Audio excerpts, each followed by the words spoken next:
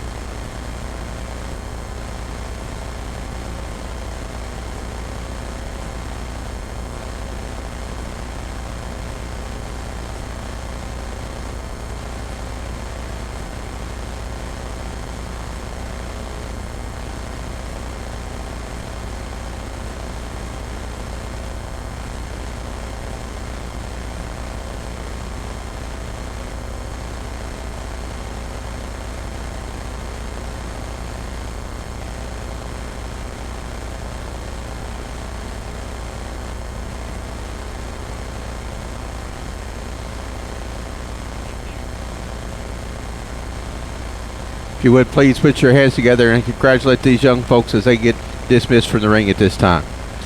Also, we'd like to thank some sponsor today. We'd like to thank Farm Credit for their generous sponsorship to this year's Junior Weather Sheep Show. Farm Credit is your #1 source for farm and country home loans.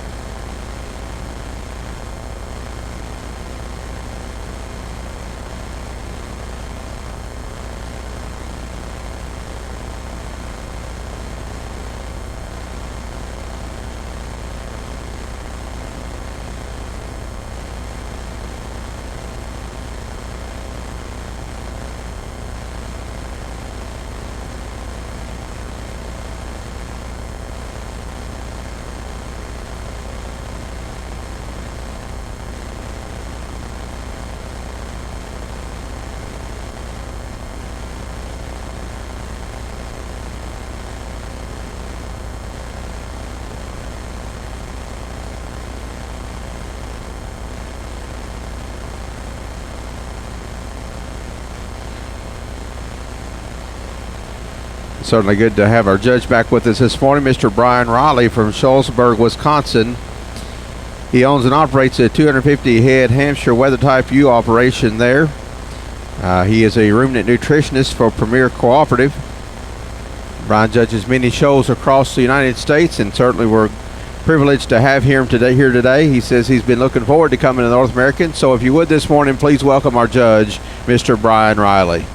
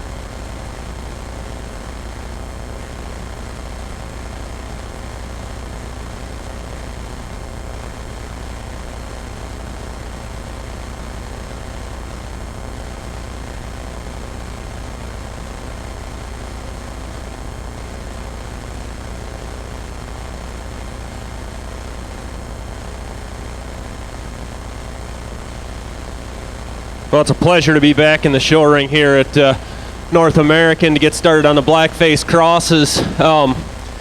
These lightweight sheep that come in the ring, there's just quality, deep quality, all the way down the line here. Tremendous amount of future in several of these sheep all the way down, so don't be discouraged one bit, because these sheep have a lot of future. There just so happens to be 5 of them up here on top that today are just put together just a little bit better, maybe just a little farther along in maturity and muscle pattern, but yet very youthful and fresh in their finish.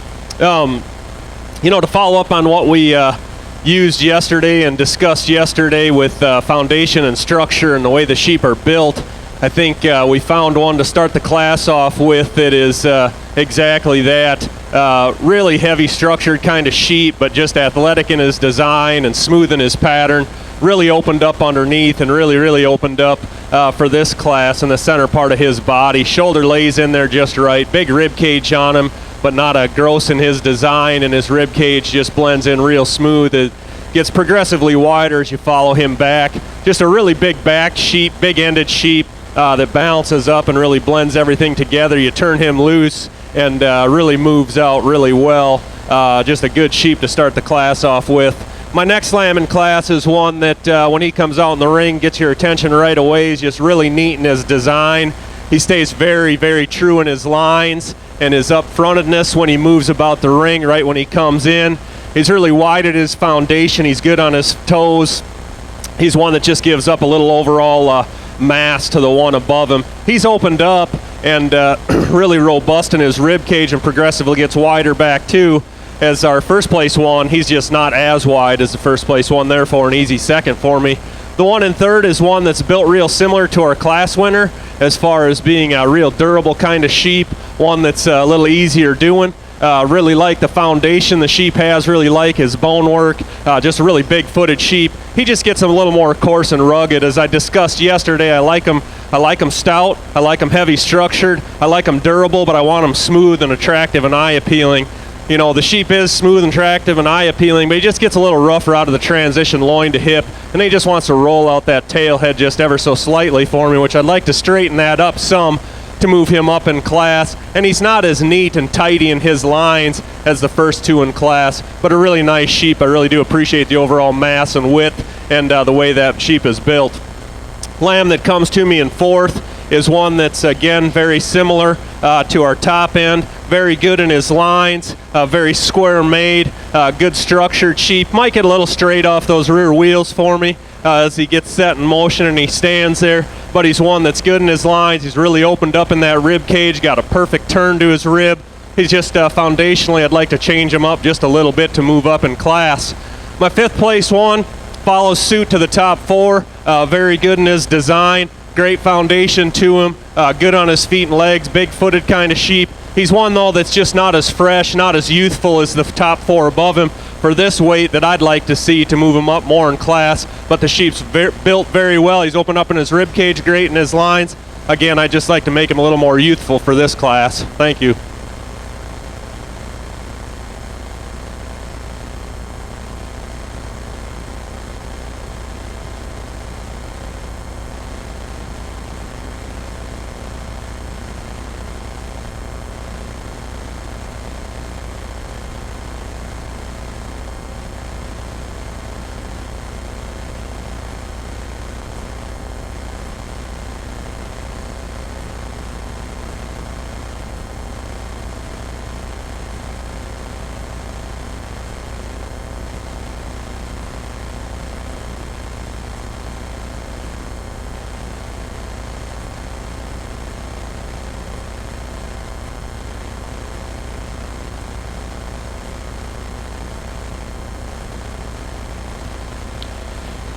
Results of Class 22 Blackface Cross. First place goes to entry number 992, Mackenzie Castro from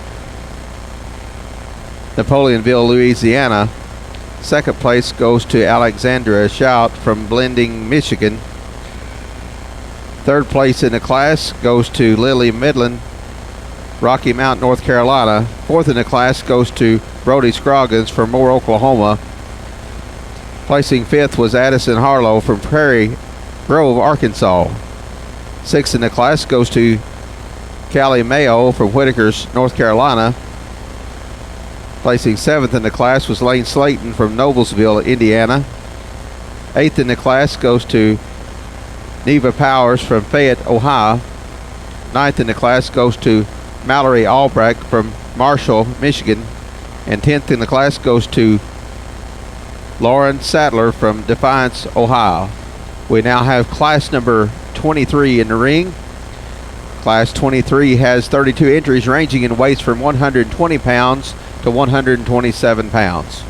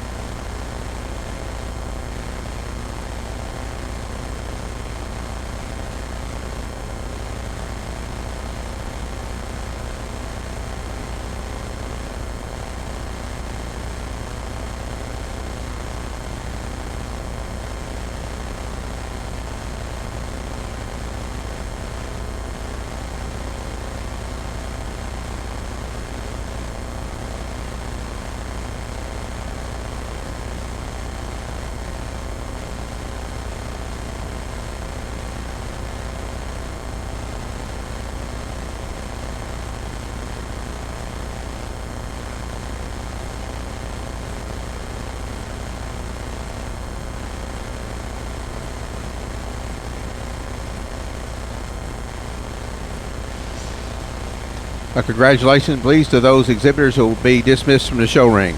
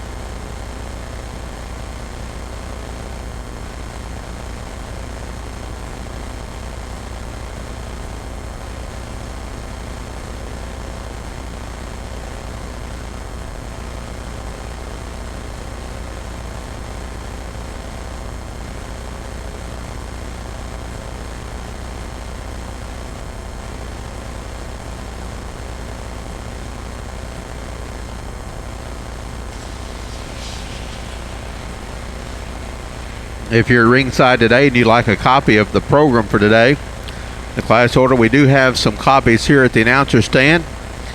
We will have them while they last, so if you'd like a copy, there's some on each end of the announcer stand.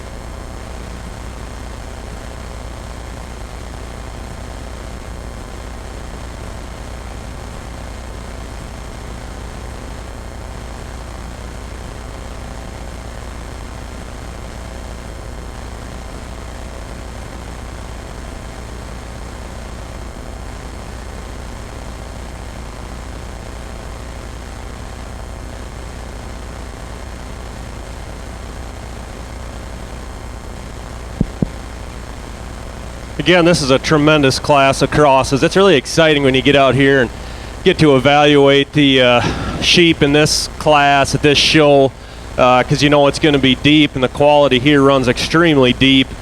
These top, I don't remember how many I pulled, 14, 15 or whatever there was. There's quality that runs up and down this row, all the way down in here to these ones that didn't get placed in the top 5. Got some tremendous characteristics about them. They really are built, all are built extremely good. Hopefully they've got more shows to go to down the road, and this isn't the destination point, because there's a lot of youthfulness to them, and they have a lot of future. But unfortunately, they just don't stack up today with the top 5. The top 5 are just tremendous individuals, and I'm sure we have more really competitive classes to come. But we're going to start out with the sheep that really is really the heaviest structured, most durable one in the class, but yet maintains a ton of youthfulness, and he really blends at all points and in all angles. He comes off that shoulder and into that rib cage just tremendous.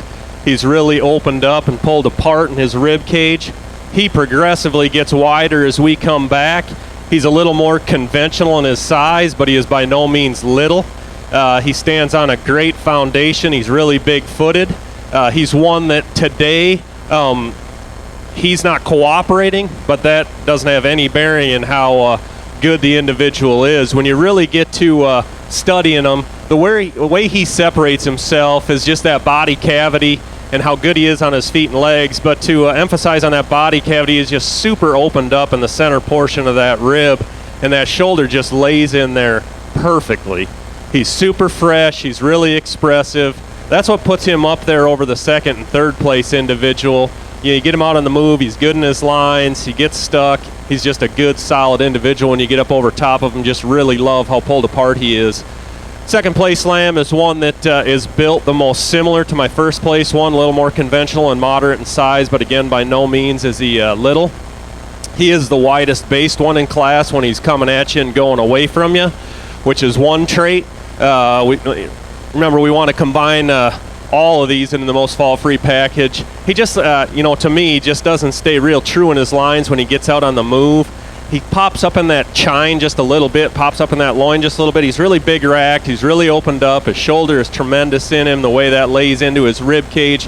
He's super good as far as width in the center portion of his body. Progressively gets wider like we want him to do. But his top line just isn't as elegant as the one that wins the class with, therefore ends up in second. Young man here in third. It's obvious when I like one, I'm going to pull him and throw him up towards the top right away just to kind of get him out of my way. And which, 3 of these individuals out here, or more, I guess, we did that with. He's really striking when he comes in and on the move. He's really good in his lines. He's got a good foundation to him as far as being right up on his toes, but he is the narrowest based one in class, and I got to stay true to my fundamentals. When he's coming at you or going away from you, he gets a tick narrow. It by no means is a criticism on the sheep. He's just not as wide and heavy constructed as the others in terms of his foundation. He is as wide and heavy constructed in his body cavity as the other two. The issue I have with him and why he ends up down here in third is he doesn't progressively get wider as we go back to his back end. He's one that's just wider at his shoulder. It's a smooth shoulder, blends into that rib cage really good. He's got a great turn to his rib cage, and he's really opened up. But as we progress back from front to rear and stifle to stifle and up towards the center portion of his leg, he's just not as wide, not as opened up there as the top 2 individuals in front of him. And that relation of how his body is made from front to rear is why he ends up in third for me today. The fourth place one, tremendous, very similar in his type and kind to the third place sheep, really elegant in his design, super good in his lines. He's a sheep that's more up and out there, more athletically built, which I think is where we want to start going to, but the first 2 in class are athletic enough for me and big enough in their kind. This one I really appreciate for that, but really he stands up on the lightest foundation. Structure-wise, he's just the frailest one in the class when we talk about bone work. His body's really good in him. He is opened up. He's not as opened up as the 3 in front of him. He's super fresh. He's super trim. Love the way the sheep handles. He's round-ribbed. He progressively gets wider as he gets back. He's just not as heavy constructed and durable as the two in front of him, and he just stands up on the lightest foundation. Therefore, he ends up in fourth for me today. The lamb in fifth is a sheep. I really like the way this one's built. He's really square made. He gets out and move. He's paralleling his lines. He just doesn't balance up and blend in that top line coming out that loin and out through that tail head as the sheep above him, and therefore he ends up in fifth for me today. Thank you.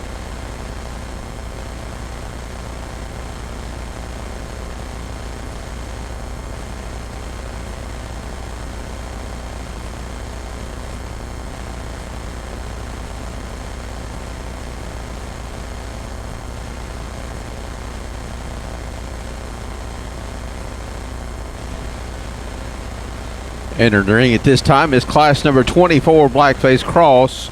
We have 30 entries in class 24, ranging in weight from 128 to 132 pounds.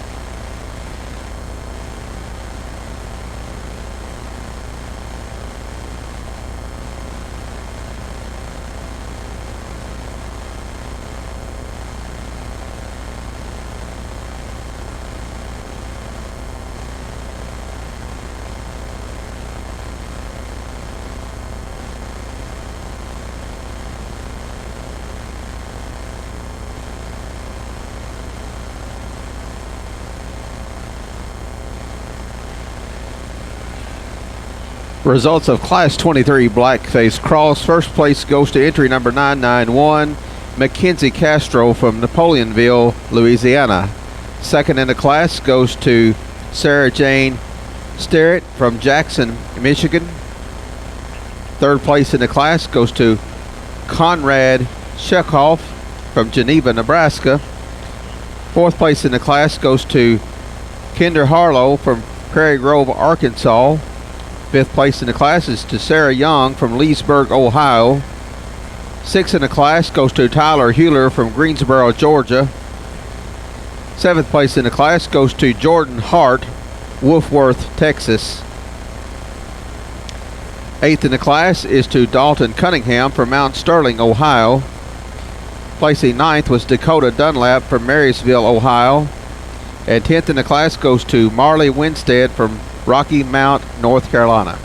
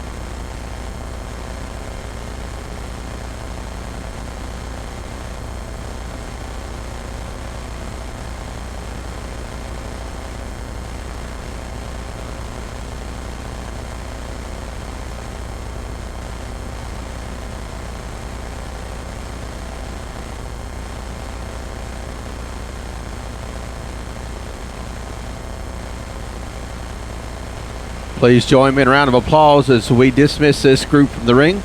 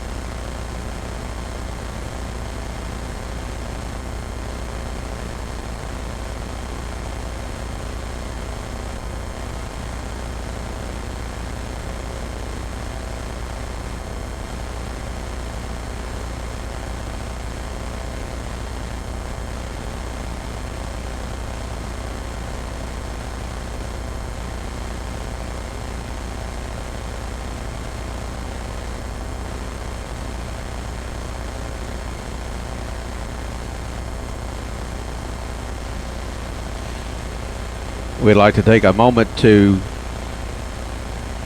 announce our sponsor, Farm Credit Service. Farm Credit is a sponsor of our Junior Weather Show and Sheep Show here to North American. Nationwide, Farm Credit provides more than $160 billion in loans, leases, and services, crop insurance, farmers, agribusinesses, and homeowners.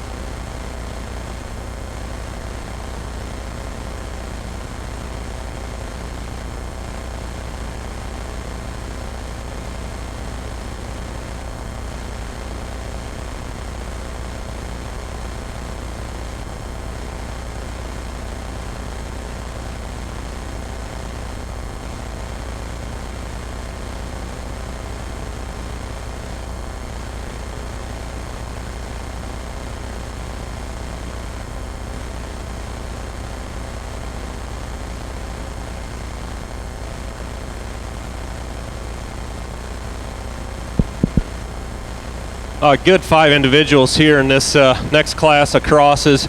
Maybe not as deep throughout, but I think we still have quite a bit of quality that runs ways down in this class. We're going to start out with a sheep that so far today wins this class the easiest. He's one that's really just fault-free, moves out and at me with ease and with width, and stands true, walks true, really opened up, progressively gets wider as we get back. Where he excels, he's just really smooth and balanced in his lines. He's just super parallel, up-fronted. Get your hands on him. He's just really fresh, really crisp, super smooth over that top. Just a tremendous finish on the sheep. He easily wins this class walking away. Next lamb in class is one, love his build, really square-made, durable, big-footed, really big boned, really opened up underneath, but he's just too rugged for me. And like I said, there's a fine line between being durable and being rugged. And he's more of a rugged one. As you get out and moving him, he's just got some point to his shoulder. He's one that just gets maybe a little flatter and a little deeper in his rib cage. But he's one that you really do like how how stout featured he is, but just not as smooth and balanced as a sheep that wins the class. My lamb down here in third is real similar to the one in second. Real rugged made kind of sheep, really chiseled over his top line, but just isn't smooth enough through that top line. Tends to drop down his front when he moves out. He's a really wide base sheep coming at you or moving away from you. He just gets a little short-fronted, short-necked, and short-fronted for me to move up higher in this class, but I do like how opened up and how stout he is. Again, there's a fine line between getting him stout featured and athletic enough, and he's just not athletic enough. Next lamb in class is one that really appreciate for the way he's built too. He's square-made, he's good to the ground, tracks out good. He's one too, though, that gets just a little bit deeper in that forerib for me. Shoulder blends in good. He's got decent turn to his rib cage. It's just a longer rib in him. When you get to analyzing him from a profile view, he just gets a little deeper there, and he doesn't bounce up as nice in his lines as some of the sheep above him. And he's just not as fresh and as crisp as those other ones that end up standing in the top 3 of this class either. Next lamb in class is one I really like the way this guy's body cavity is built. He's really opened up. He's really wide, progressively gets wider, but my challenge with him is that he's just the frailest one in the class as far as his foundation. He's just a really small-footed one. If we could change those things about him, I think he would contend up higher. He's really good in his lines, balances up really good, and we just need to make him stouter featured in his bone work for me. Thank you.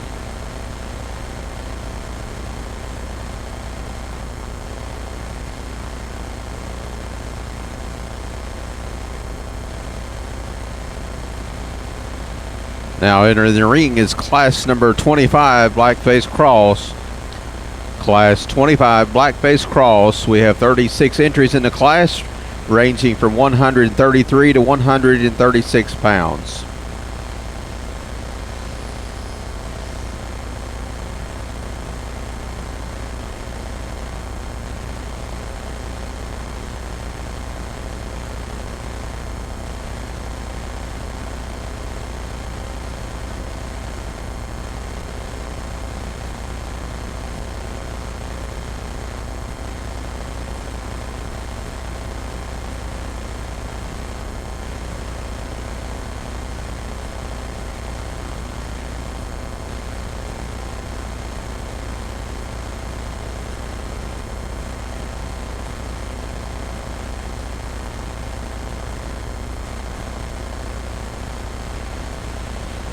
Results in placing in class number 24, Blackface Cross. First place goes to Kinder Harlow from Prairie Grove, Arkansas. Second in the class is Evan McLean from Albany, Indiana. Placing third was Sidney Chertney from Winnewauk, Wisconsin. Fourth in the class goes to Maggie Madden, Paso Robles, California. Fifth in the class goes to Ava Elder, State Center, Iowa. Placing sixth was Tori Bryant from Lawrenceburg, Tennessee. Seventh place in the class was Morgan Evans from Richwood, Ohio. Eighth was Bailey Stewart from Granger, Iowa. Ninth place was Haley Elmore from Deep Run, North Carolina.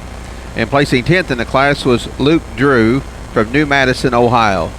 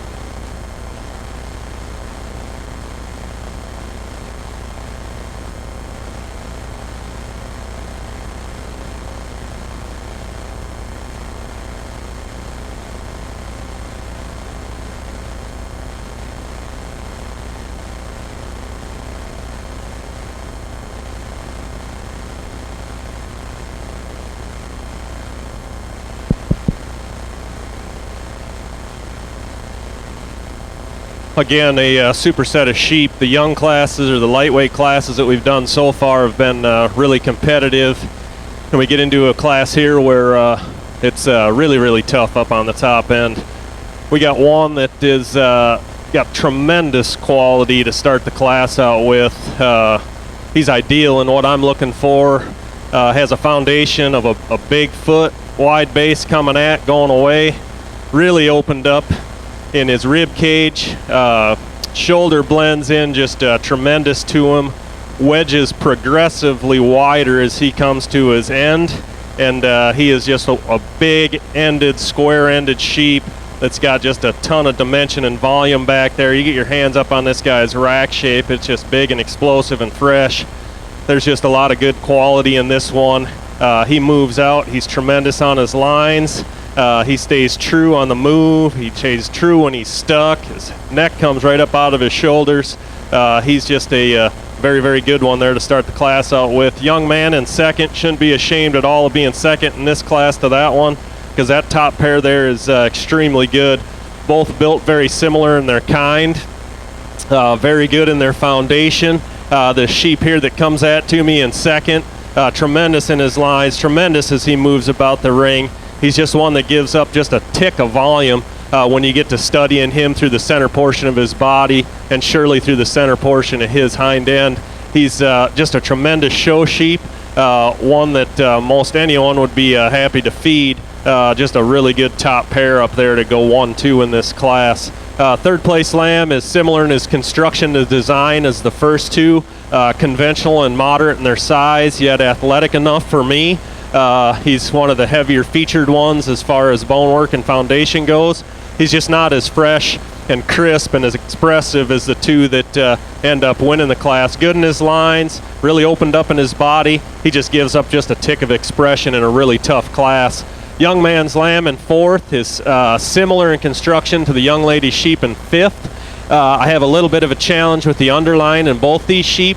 Starting out with the young man's here in fourth, to describe him a little bit, he's just a touch better there in his underline than the other one. He tends to get just a little longer in his rib cage. Gets a little longer in his rib cage. Great bone sheep, good foundation sheep. I'd just like to change him in his body cavity, more specifically in his rib cage to move him up, but a really good fresh handling sheep. Young lady sheep in fifth is one that's really stout featured and durable kind of sheep without being rugged. Super good in his leg work, bone work, moves out good, wide based. He's just one in that forerib in the lower third of his rib. He just gets a little flat for me and a little deeper in his chest floor than what I prefer. He's a sheep that's opened up. He's durable. I like his pattern. I like his design. But if I could change his forerib for me, his underline there, he'd move up in this class. But a really nice set of sheep.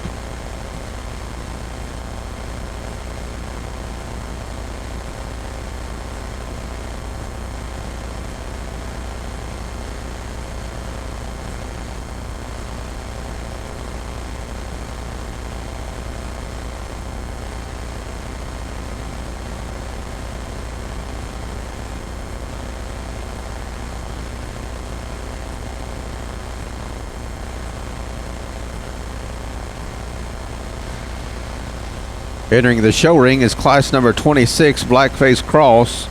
39 entries in the class, ranging in weights from 137 pounds to 140.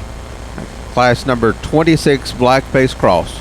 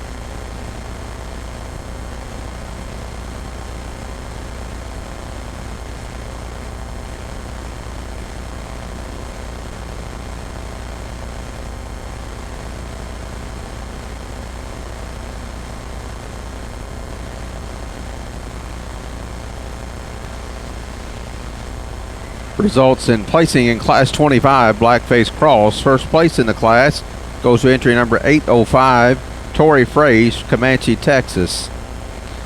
Second place in the class goes to Logan Jackson from Odin, Texas.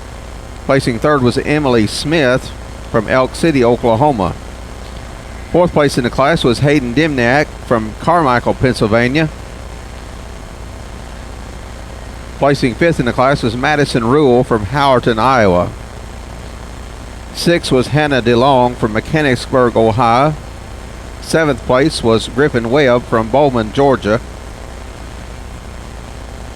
Eighth in the class was Callie Mayo from Whitakers, North Carolina. Placing ninth was Samantha Williams from Mabel, Minnesota. And 10th in the class goes to Stephanie Moorfield from Chattanooga, Ohio.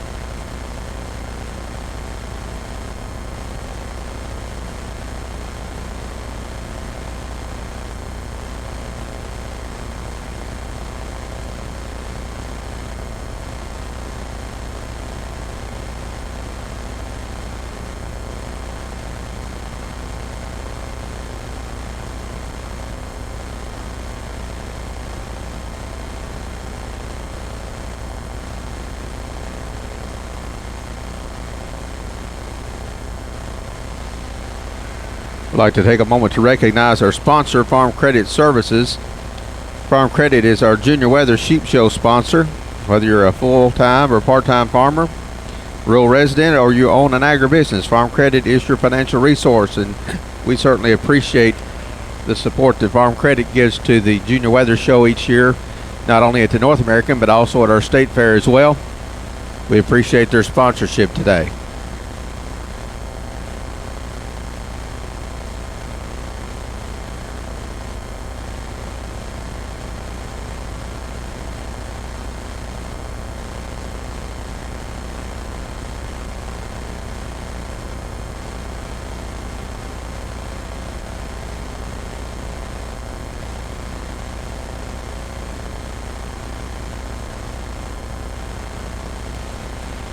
A round of applause, please, as these junior exhibitors are dismissed back into the barn.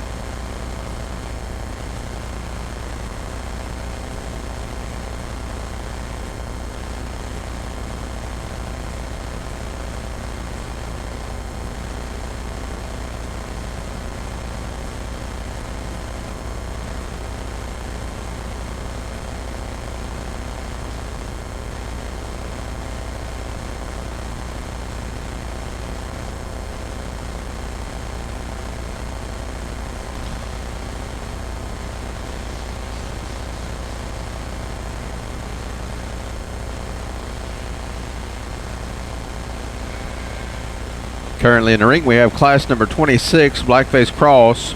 We had 39 entries in the class, and it ranged in weight from 137 to 140 pounds.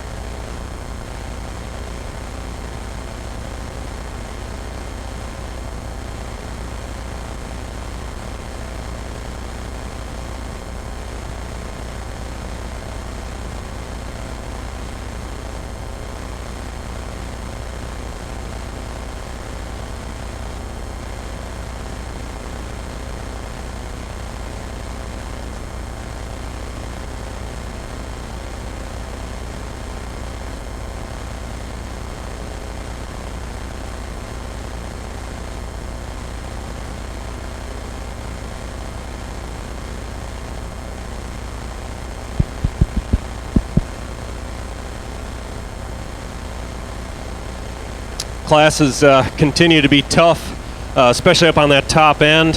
When we get into these sheep that starting to get some maturity to them, are really fun to evaluate, especially when they're this youthful and this fresh. We're going to start out with a young lady sheep up on top of this class that I think comes out here, catches your attention right away, stays really good in his lines when he moves, really good in his base width, tremendous in his base width, coming at you and going away from you. Heavy structured sheep that is smooth in all angles and yet has the turn to his rib cage that I want, blends in super smooth with his shoulder, really opened up, a sheep that's super trim and super fresh and just flawless in his top shape as it comes back to his hip, just progressively gets wider from front to rear, and just has a ton of overall dimension to him. I love the way the sheep handles. I really like the way the sheep looks when he moves about the ring. He's moderate yet athletic for this size. I think he's an easy class winner. My next young man's class, second in class, very similar as far as how this sheep is opened up. He is super wide based, moving away from you. He's big ended. He's really wide in the center portion of his leg. He gets a tick out of balance when he's walking to the side of you on a profile. He's just not as smooth over that top line. That's taken a lot away from a really nice one, because I think those top two are tremendous in this class as well. Really, the top four were tremendous sheep. They're a little bit different. The two I start with are the trimmest and the freshest in the class. My next lamb in class is one, you love the way the body cage is in this sheep. He's really opened up. He's really robust. He is just a little frailer in his makeup when it comes to his structure of his foot size. He's just not as big-footed as the sheep that are above him. He's one, like I said, I love. He progressively gets wider as he comes to his end. He's big-topped. He's big-ended. He's really wide-ended. The one challenge I have with the sheep is he is just carrying a lot on him compared to the two above him. He's hard and he's fresh, but he's just got a lot of cover for me to move up in class. Not that it's a huge criteria, but it does come to a criteria when you got three similar type sheep. You know, something's got to sort them. I'd like to change two things. One is foot size, and two, the amount of condition he has. Being critical on one that I think is really opened up, really cool made, good in his lines, a really neat show sheep for this third place. Next one in class is one that really good in his lines, similar to my third and first place one. Moves around the ring really nice. The one challenge I have with the sheep, when you look at the overall center dimension of body and all the way back, when you study him from the hind end, he's just not as opened up as the sheep in front of him. He is longer bodied, granted, from flank to flank, over his top line, good in his lines. That's one of the reasons he gives up a little bit of mass and width and overall dimension. That weight's got to go somewhere. In this sheep, it goes to the length of body. I prefer him, to be a little more conventional that way, athletic like the three above him, but we just get a lot more width, we get a lot more shape, we get just a lot bigger ended, bigger top sheep when they're not as pulled apart from end to end as this one is. I do like him because he's robust in his rib, he's round ribbed, he's really neat on his feet and legs, he's just not opened up from end to end as I would like to see him. Next lamb in class is very similar to him in that style. He's really long from end to end, probably too long from end to end. He just gets a little outside of himself. Super fresh, really good in his lines. He just gives up a lot of center dimension to move up to that top three for me today. Thank you.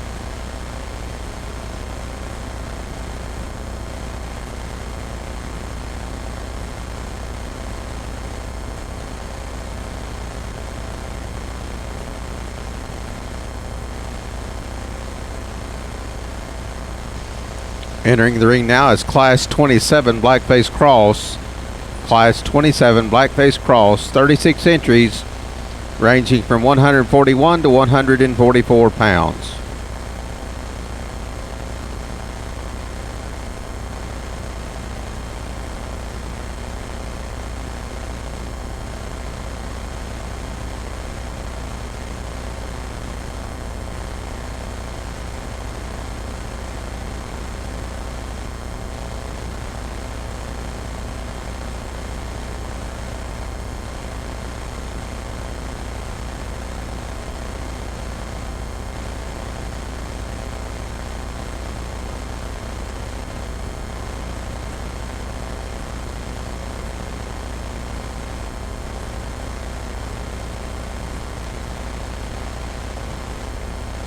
Class 28 Blackface Cross to the makeup ring. Class 28 Blackface Cross.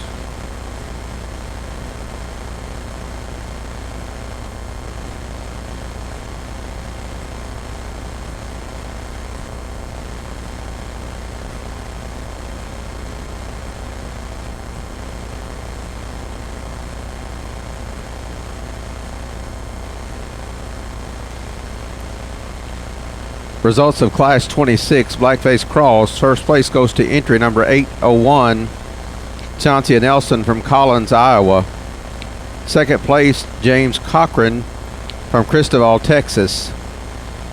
Placing third in the class was Conrad Shekelkoff from Geneva, Nebraska. Fourth place in the class goes to Kaylin Irvin from Gatibo, Oklahoma. Placing fifth in the class was Cagney Collins from Flanagan, Illinois. Sixth place in the class goes to Abby Law from Stratford, Texas. Seventh class goes to Demi Powers from Fayette, Ohio. Placing eighth was Brock Miller from Hanska, Minnesota. Placing ninth in the class was Trey Tonkovich from Kingwood, West Virginia. And 10th in the class goes to Cynthia Connolly from Mount Eula, North Carolina.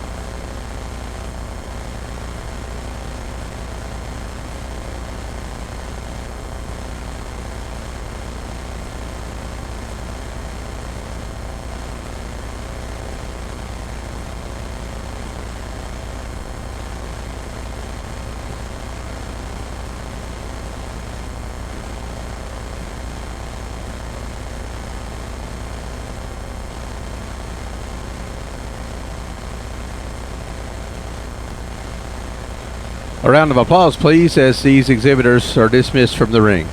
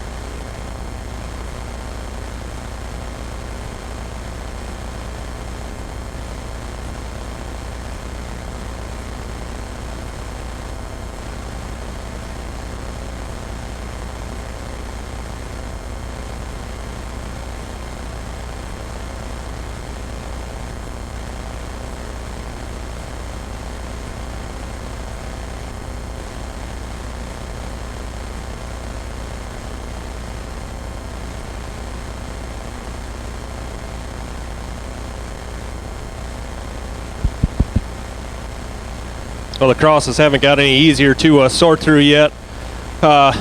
We've got just some tremendous individuals in the top end of this class, and really as we even come down here into some of those that didn't get placed in the top 5, we've got one that we're going to start this class with that's just outstanding. He comes in the ring and he just commands your eye, and he's just got a great presence about him. He's tremendous in his foundation, really square and wide to the ground. When he moves, he just moves strong and solid. He stays true in his lines, really up-fronted kind of sheep. You get up over top of him analyzing him, you really don't even need to handle the sheep. I mean, he's just got a tremendous body cavity in him. He is constructed extremely good. That shoulder lays right into his rib cage, and his rib cage just has an abundance of turn to it. You evaluate him from the front end, and he's just got all kinds of width to that chest floor, with yet maintaining just a tremendous shoulder lay into that sheep. His neck comes straight up out of his body, and you start talking about the top end of this sheep. He is just big racked. You don't even need to touch it. You can see it. It pops up out of him. He's super fresh, super expressive. He is just a big-bodied creature when you get up over top of him. He is just tremendous as you evaluate him. As you come to his back end, he just gets tremendously wider as you come back, and just a really big-ended sheep. He is flawless in his design. He just moves out tremendous. I just think he's a high-quality individual. Next young man's lamb in class is one that's similar to him in type and kind, sort of. He's a little more conventional and a little more moderate in his build. He's not as big and as extended as that one, yet that one still maintains an adequate length of body where he is really robust and pulled apart like the lamb in number 2. The lamb in number 2 just isn't as athletic enough. He's just not built like that one that just wins the class. The one that wins the class is just tremendously opened up, as this one is tremendously opened up. This one just gives up a little bit of shape to that top end, and is just not as proud and eye appealing as he comes out to the ring, but just an outstanding one for the second in this class as well.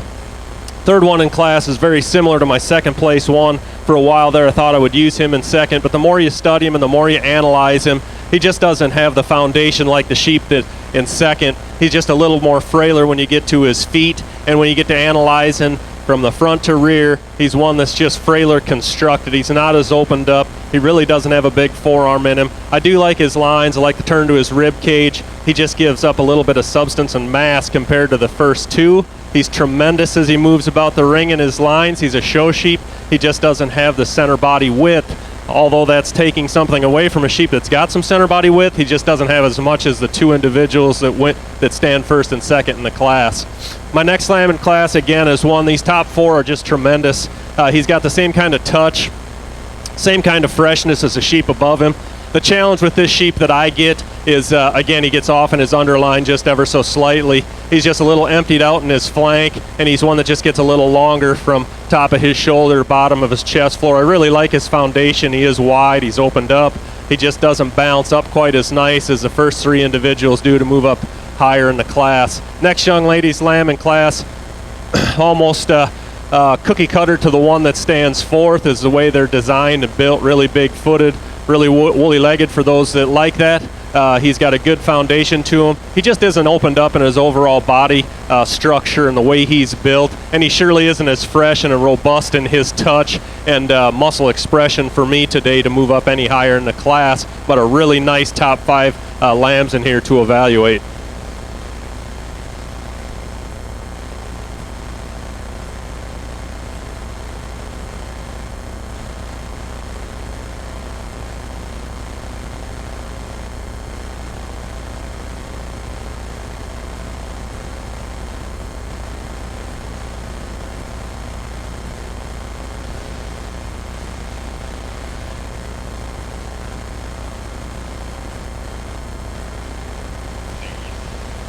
Class 29 to the makeup ring, please.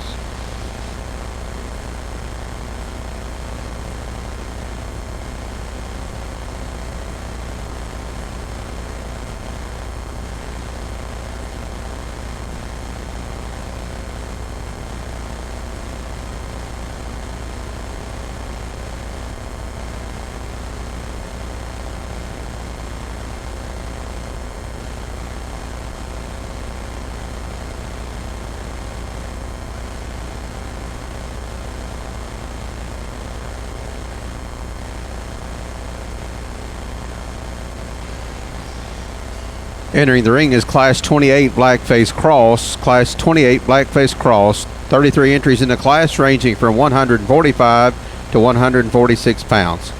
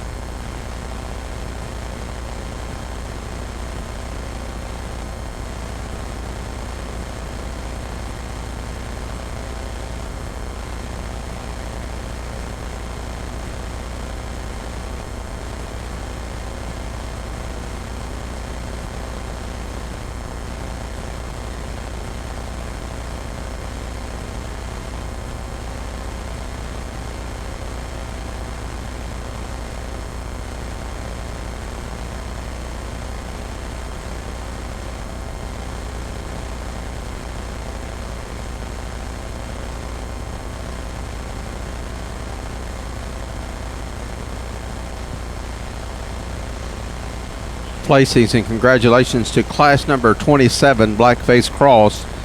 First place in the class goes to Zachary Howell from Columbus Junction, Iowa. Second place in the class is Hudson Franklin from Shallow Water, Texas. Third in the class is Lauren Ott from Norwalk, Ohio. Fourth in the class is Haley Stottlemyre from Luther, Oklahoma. Placing fifth was Laura Wynn from Maiority, New Mexico. Sixth in the class goes to Bailey Amstutz from Richmond, Ohio. Seventh place goes to Abby Law from Stratford, Texas. Eighth in the class is Ryan Goebel from Abingdon, Virginia. Ninth in the class was Peyton Stewart from Granger, Iowa. And placing 10th was Katie Amaranth from Doe Hill, Virginia.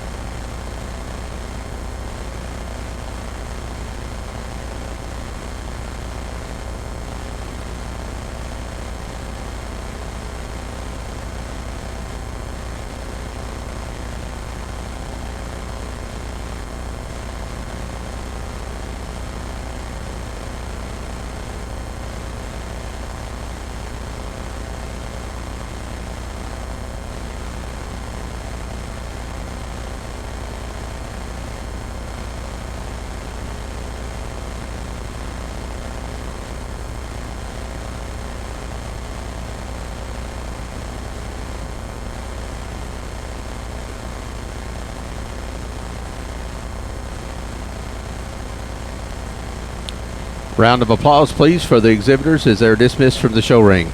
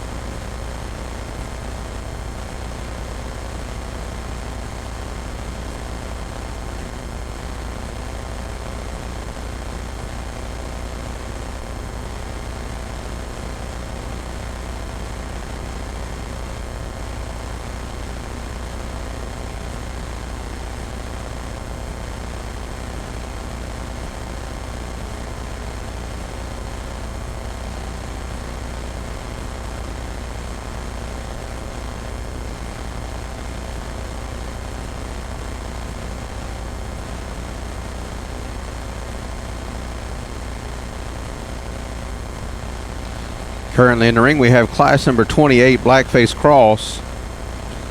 Animals ranging from 145 to 146 pounds. We have 33 entries in class 28 Blackface Cross.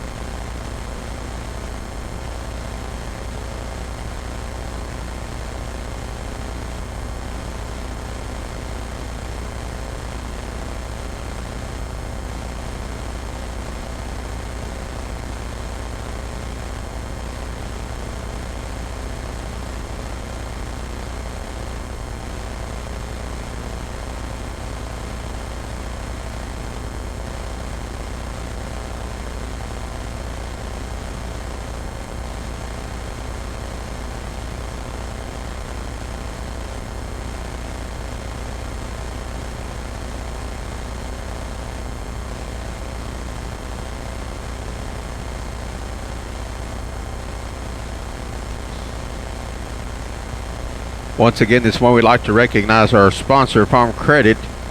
Farm Credit is an annual sponsor of thousands of youth livestock programs throughout the United States each year, including the Junior Weather Show here at the North American, and we certainly appreciate their continued support in this program.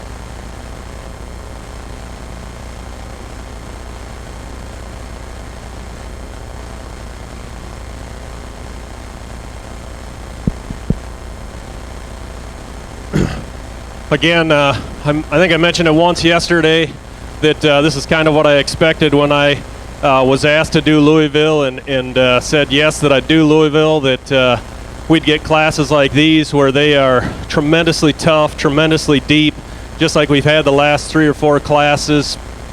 I've talked over and over again what I'm looking for in sheep, and when you can combine all those traits together into sheep like we've had in the last class and this class and a couple classes before that, it's pretty special.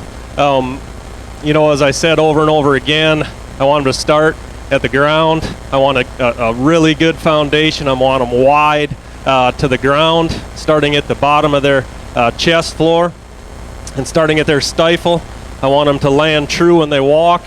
When they get set, you can set them wide, it doesn't make them wide. They still look narrow. We get a sheep out here that wins this class, puts all those traits together like my last class winner, and they are so youthful. I just love it when you get big sheep that are big and heavy, but you look like babies still. They look super youthful, really trim, really fresh. But to describe this sheep in more detail, he comes out here and he is just so perfect in his lines. He's just really shallow. He's not a big sheep. He's not a little sheep. He's just right in the middle. He's super athletic. He's really opened up in his rib cage. That shoulder lays in perfect to him. He's got tremendous base width when he's coming at you at the bottom of his chest floor. He's got tremendous base width going away from you.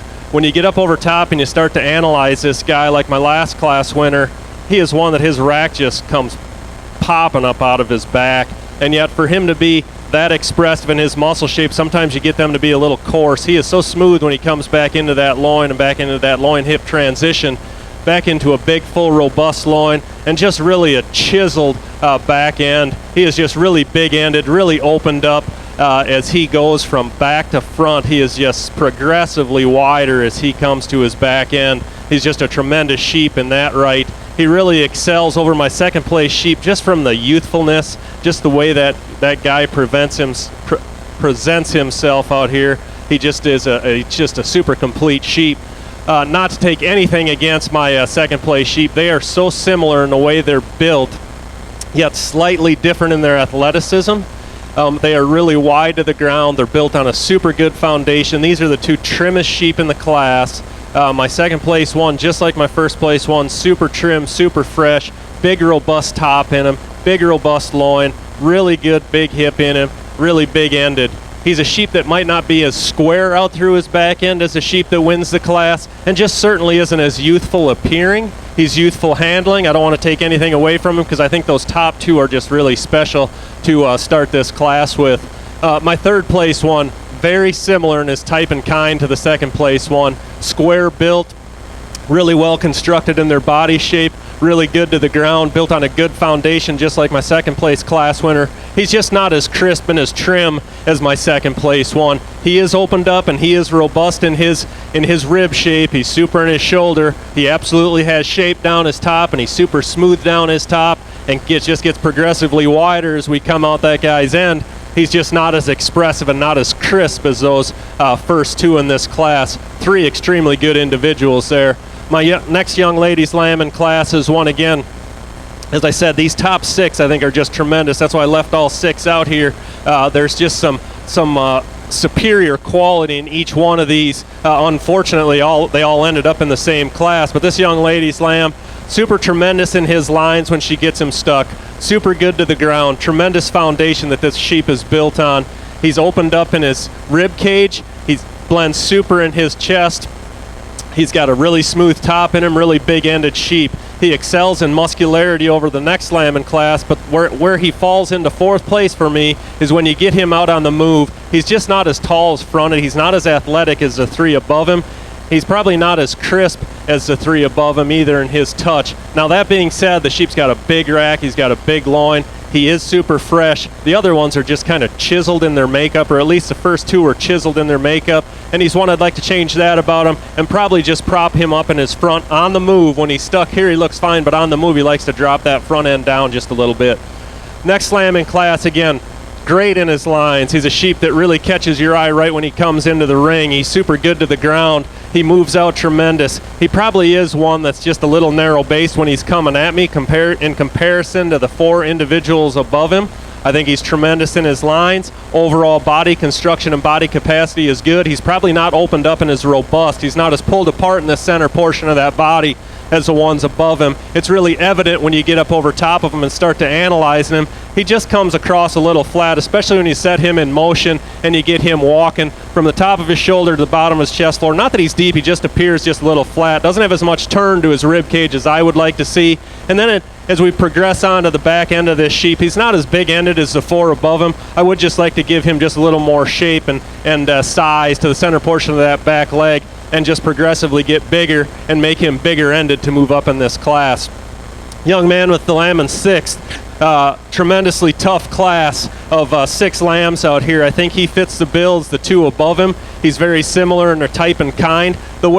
Where this sheep falls down into 6th, I mean, he's really neat made. He's got a really good foundation in him, good footed, good boned. He just doesn't balance up in his underline as nicely as the ones above him. He ends up being a little hollow in his flank. He just gets a little deeper in his chest floor for me. He's just not as smooth in his overall package. Good construction, good build, but I'd like to change those things about him to move up in this class. Thank you.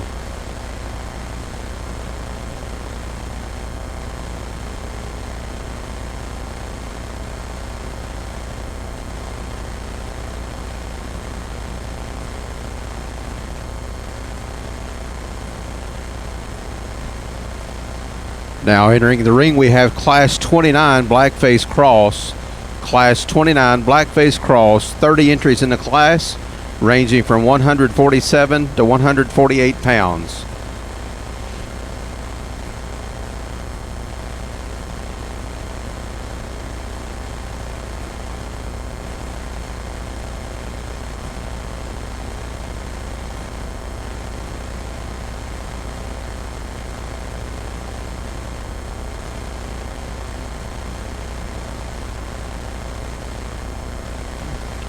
Results of Class 28 Blackface Cross. First place goes to entry number 909, Bo Davis from Guthrie, Oklahoma. Second in the class is Bree Elliott from Calumet, Oklahoma. Placing third in the class was Chauncey Nelson from Collins, Iowa. Fourth in the class, Hale Hindman from Albia, Iowa. Placing fifth was Tori Fraze from Comanche, Texas. Sixth in the class was James Cochran from Prostoval, Texas. Seventh in the class is Sam Schumillen,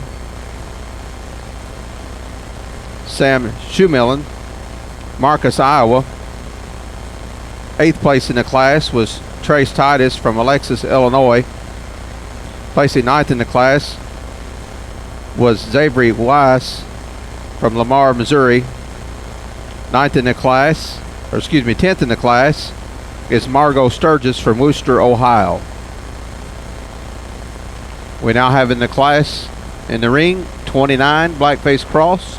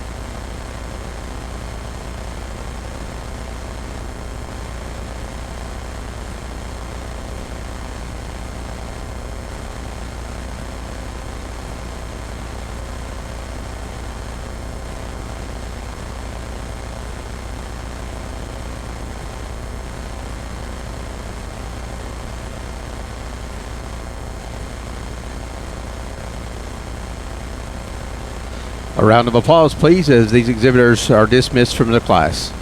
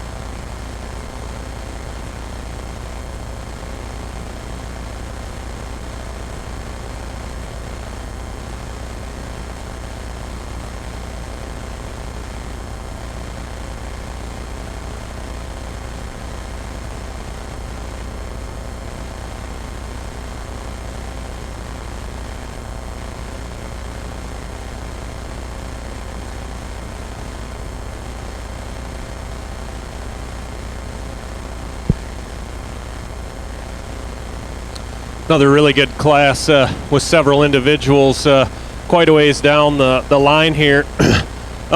There is, things that I'd pick and choose between each of these ones in the top three, and I'd like to take a few things from each one of them and combine into one to really make that super unique one.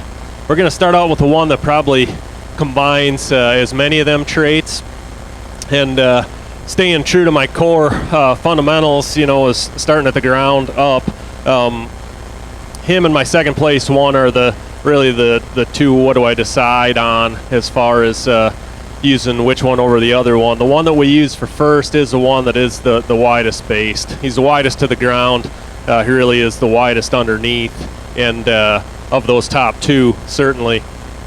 He is really good in his lines when he moves around the ring, just has a ring presence about him, just stays really true, really well balanced, and super crisp, good touch to the sheep. He's really opened up in his rib cage and really uniform all the way back. He does progressively get wider as we follow him from front to rear versus my second place one. I think that's what makes him unique, the combination of that and the lines and the base width to use him in first. My second place lamb is one that, again, has a tremendous ring presence about him. You love him when he's on the move. If you're single traiting it and how they move about the ring, he'd be one that you'd use in first. Unfortunately, there's several things we're looking at here, and he's one of those top three where you get him in motion and he really tracks out the narrowest, comes at you the narrowest, and he's just a tick narrow in his body cavity. But I just really like the uniqueness of him, his athleticism, how trim he is, how fresh he is. He complements that first place one so well in his lines and the way he moves around the ring. I just really couldn't split the two, but I just don't think he progressively gets wider as he comes back, and he's certainly not as trim as my first place one, but a lamb that I think fits uniquely in second there, just based off that he is just a tick narrow based, but I really like the uniqueness of his lines and how he travels around the ring. My third place one is the one, he's really striking from the back end. I mean, he is one super big ended sheep from stifle to stifle and twist. I mean, it's tremendous. Again, like my second place one, if we were going to single trait something and we were picking the one with the biggest end, he'd definitely win the class that way. The issue I have with him, he just gets a little compact, just really conventional for this class. There's a fine line and a balance between stoutness and durability and athleticism, and those things are all somewhat subjective in their own right, but there's some things you got to combine, for me anyhow, to really make an elite one. I think this sheep is really unique featured from his back end, but unfortunately his back end in relation to his front end just doesn't balance up for me. When you evaluate the guy, he doesn't progressively get wider from front to rear. He progressively gets wider from rear to front. So that's something that just throws the balance off for me. He does get just a tick longer in his rib from the top of his shoulder to the bottom of his chest floor, and he's really a little unconventional in his shortness of front when he gets set in motion compared to the other two. I'm criticizing the one quite a bit because I really think there's some unique features of him because he's super wide base. He's really strong to the ground. He plants those feet exactly where he should when he gets set in motion, coming at you or moving away from you. I love the body capacity. I love the way that he is built as far as width of body and the construction of his body, how he's just really pulled apart and he's really round ribbed. Unfortunately, he just gets longer ribbed for me, and he progressively gets wider as you move from back to front instead of the other way. But so I think he's a natural fit for third in this class. Next young lady's lamb in class is one that's not as stout featured in its skeletal structure of its wheels compared to the first three above him. He just gets a little frail there in his leg work. I think he's very well constructed in his lines. He's very good the way he moves about the ring. He's really big on his top end. He's really fresh. He's really big loined, then really big ended. He just sets that on a frail skeleton for me in relation to the first three to move up any higher in this class. Next young man in class has a lamb that was pretty intriguing when he first came out here, but the more you study him, the more you get concerned about how flat this sheep gets from the front to rear when you analyze him on a profile as he moves to the on the side, away from you, towards you. He just gets flat in that rib, flat in that shoulder, and flat as you move to the hind end of this sheep. I think he sets up on a good set of feet and legs. He just doesn't, for me, he's just not round enough ribbed he's just not opened up enough throughout from front to rear to move up any higher in this class. Thank you.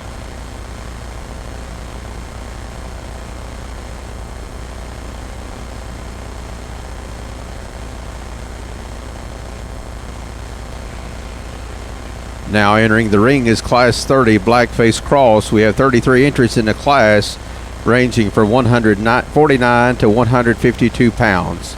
Class 30 Blackface Cross into the ring.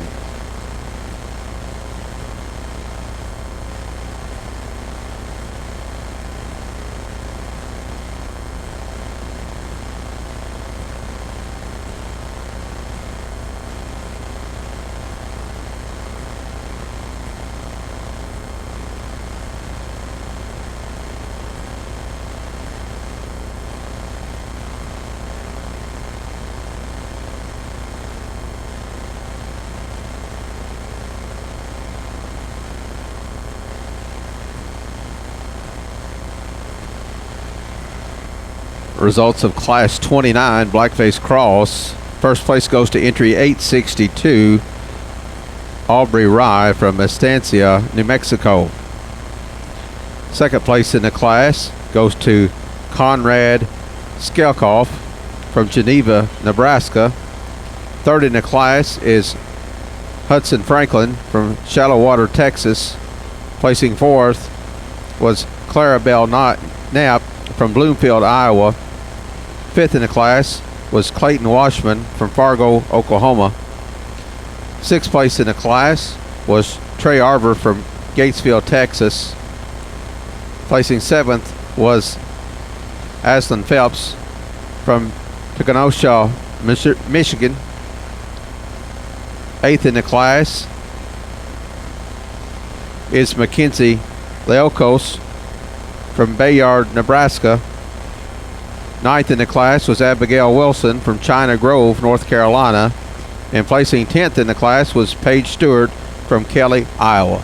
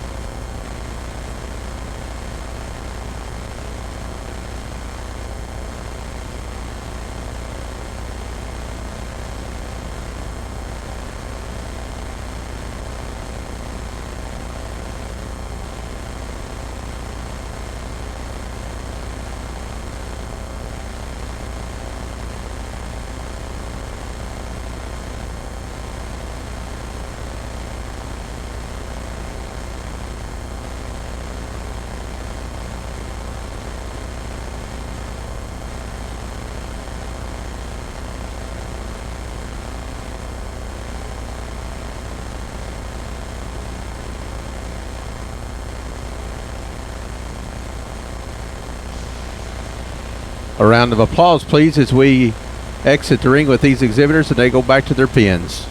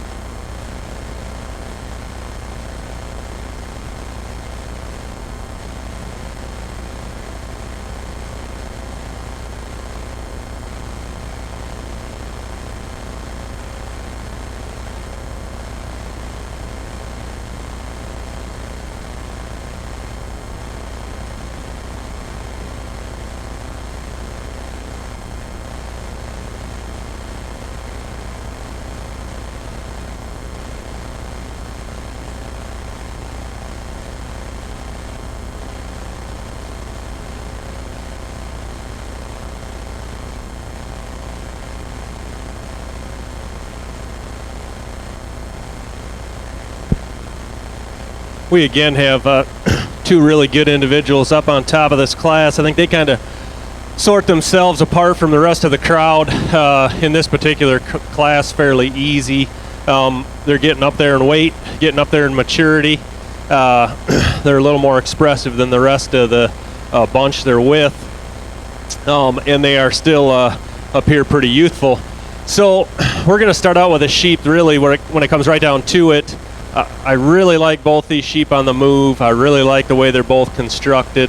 They're really good in their foundation. When it comes right down to it, the sheep that wins the class for me is just Trimmer. He's just flat out Trimmer over his rib. He's just more expressive and sounder handling down his top than my sheep in second. I like him as well as some of them other class winners as far as the way he travels and tracks. He's super parallel in his lines. He's great to the ground. He's really opened up in his rib cage, and he progressively gets wider as he gets back. He's just got a tremendous finish about him for this weight, and still really maintains that super youthful look to him at this size for me, which I do appreciate. Therefore, he ends up in first. Young Lady's Lamb in second again. Not to discredit it at all, because I think it's a super good sheep. It's really pulled apart. It's got a perfect body structure, construction to it, as far as its rib cage and the way its shoulder lays in there is just ideal. Really opened up like my first place one. Progressively it's wider as we come to its back end. Stands up on a really good set of feet and legs. A tick wider base in my first place one, which is one of my fundamentals, but they're both very acceptable in base width. Where it just comes down to the sheep's just not as trim as the sheep above him. He's just laid down just a little more on him. He's probably acceptable in terms of that. That's why he's in second, not farther on down. So I hate to be too critical and point that out too much. The one in first is just more attractive handling there for me and just fresher up over that top. But two really good sheep in their own right. Next one in class is one that's just a little past 12 o'clock. A pretty neat made sheep, pretty good constructed sheep on his feet and legs. Travels out really good. Probably not as tidy and neat in his lines when he gets out moving. Just doesn't maintain his parallelness of lines as he moves, and doesn't track out quite as nicely that way when you're analyzing the sheep as he floats about the ring. The other two are just more fluid and just have a neater presence and look about him. He's a sheep I really appreciate for the turn to his rib cage and his openness of rib, smoothness of shoulder, but he's one that just doesn't get progressively wider as we get back into him. He's uniform, he balances up pretty decent. The other two just have a lot more width when you get to that back end on those sheep, and are just bigger ended sheep than what this one ends up being. Therefore lands in third. My next lamb in class is one, he is one that's pretty expressive, pretty trim. He just doesn't balance up enough for me. He's just not as good in his underline. He gets just a little rougher in his top line for me as he moves around. I think he's a good legged sheep. He's one that stands on a good set of feet and legs, big bone sheep, pretty wide based. He just doesn't balance up as he moves and as he tracks. He's just not as cool in his lines and maintains that presence of balance in his lines as he moves about the ring, therefore ends up in fourth. Next young man's lamb in class is one that's square built. He's just more the refined one in class. He stands on a smaller foot.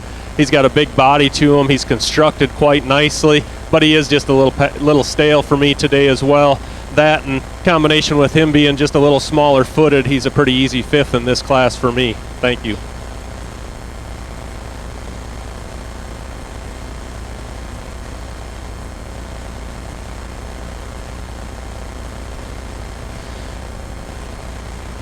Now entering the ring is class number 31, Blackface Cross. 38 entries in the class. Weight ranges from 153 to 155 pounds.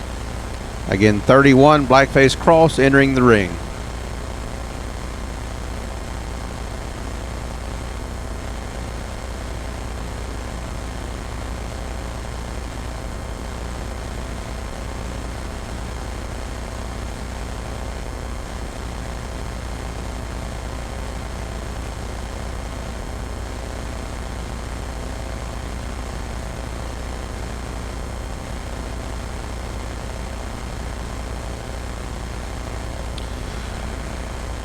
Results in class number 30, Blackface Cross. First place goes to entry number 901, Bo Davis from Guthrie, Oklahoma. Second in the class was Bree Elliott from Calumet, Oklahoma. Placing third was Bailey Amstutz from Richmond, Ohio. Fourth in the class was Stetson Wiss from Lamar, Missouri. Fifth place was Tyson Warner from Spencer, Tennessee. Placing sixth was Adam Thompson from Maryville, Missouri. Seventh in the class was Nicholas Johnson from Marysville, Ohio. Eighth place was Hadley Schultz from Idalou, Texas. Ninth place in the class was Chase Eisenhower from Bellevue, Ohio. 10th in the class was Jaden Kempen from Humboldt, Iowa.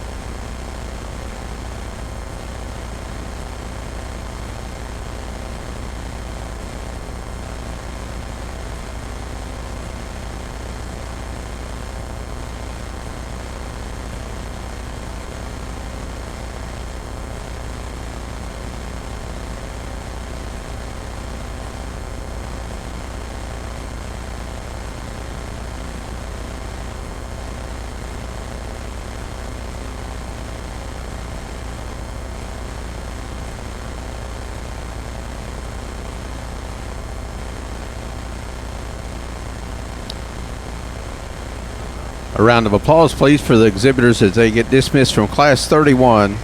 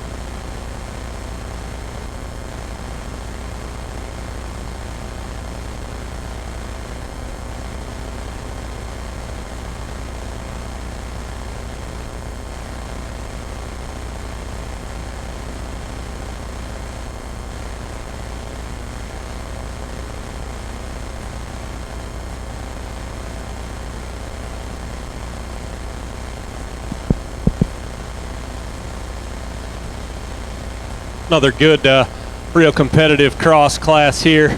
We get into these heavier weights, and it's harder to maintain a youthfulness presence about these things. And as you get into some of these that are farther on down the line, they either just have way too much on them, or they're just not built right, constructed enough for me to move up into these top 5. We're going to start out with a sheep that, for me, when we analyze these top 3, they're all built on a good foundation. They all got good feet and legs. They all move out wide. They come at you wide. The one we're going to start out with is the widest tracking one and the widest coming at you with the biggest foot size. That being said, he's the best in his lines as he tracks around the ring, and he really is got the best rib shape to him of those top 3 and balances out into that shoulder a lot better than those 3. He's one that does have a big rack in him. It's maybe not as crisp and fresh as some of the sheep we've seen earlier today, but it is a big rack, deep rack, just a tremendous sheep. As you study him from front to rear, progressively gets wider as he comes back, really big square-ended, and widest part of his body is when you get to studying him from behind, stifle to stifle. He's just a good, solid sheep that's the most fault-free in the class. Next lamb in the class is one that pretty eye-appealing sheep. The more you analyze him, the more you like him, but the more you analyze him, you find a few holes you'd like to change in him. He's one that is a durable type of sheep. He's opened up. He's wide-chested. He balances that shoulder into that rib cage really good. He's got a big open rib in him. Progressively gets wider as he gets back. He's just not as smooth up over his top line. He's one that his chine gets up in him a little bit. Top of his shoulder blades just open up a little bit. He's good racked. He just sets a little high there. I'd like for that back and that rack shape just to be a little bit higher for him when he's set and when he's moving for me. But he's a good sheep, opened up, really like the volume of him and like the trimness of him for this size of sheep.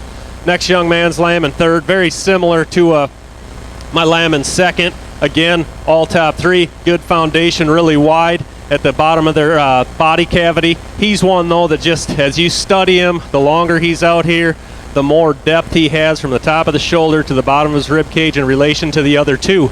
He's one I would like to change that a little bit. He stands up high. He's tall-fronted. He just gets a little longer rib for me. He is opened up. I really appreciate the mass and capacity the sheep has.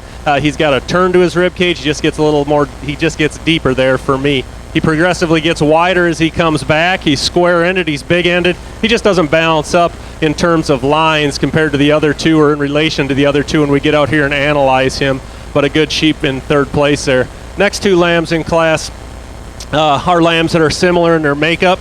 The one in fourth is real similar to the 2 above him. Very big-bodied, very square-made, good constructed sheep. Here, he just doesn't handle as fresh as the other ones. He's a hard-made sheep. He's a hard-finished sheep. He's just not as expressive and as toned as the sheep above him and as trim as the sheep above him.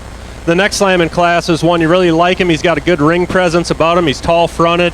He's good in his lines. He's good in his feet and legs. He's got some base width to him. He's really expressive. He's really trim. But when you study him, his top line is just not as smooth as the sheep above him. He kind of comes out at you at 3 pieces when you're studying him and evaluating him from the side as he walks from you, walks past you, and as you study him here on the set, he's one that just likes to drop his front when he moves, roaches his top a little bit. He just doesn't balance up as good as the sheep in front of him. Thank you.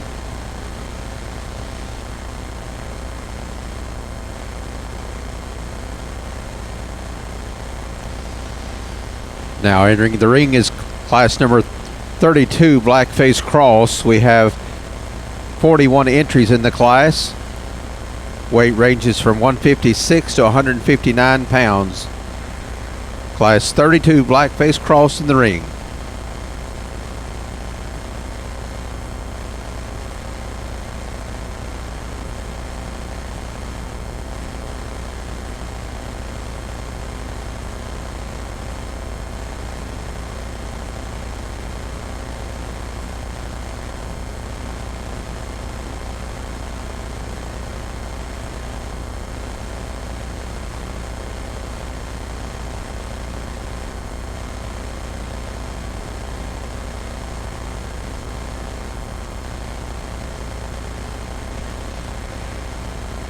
Congratulations and results of class 31 Blackface Cross.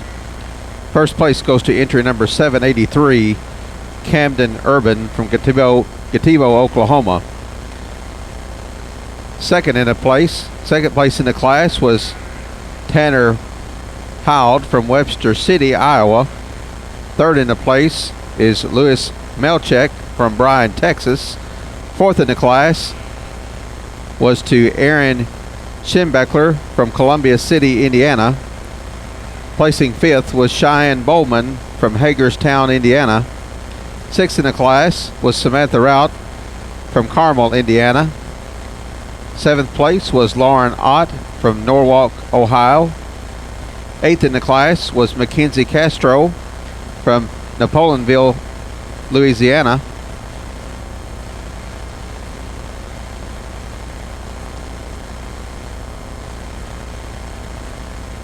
Ninth in the class was Paige Shurich from Melot, Indiana.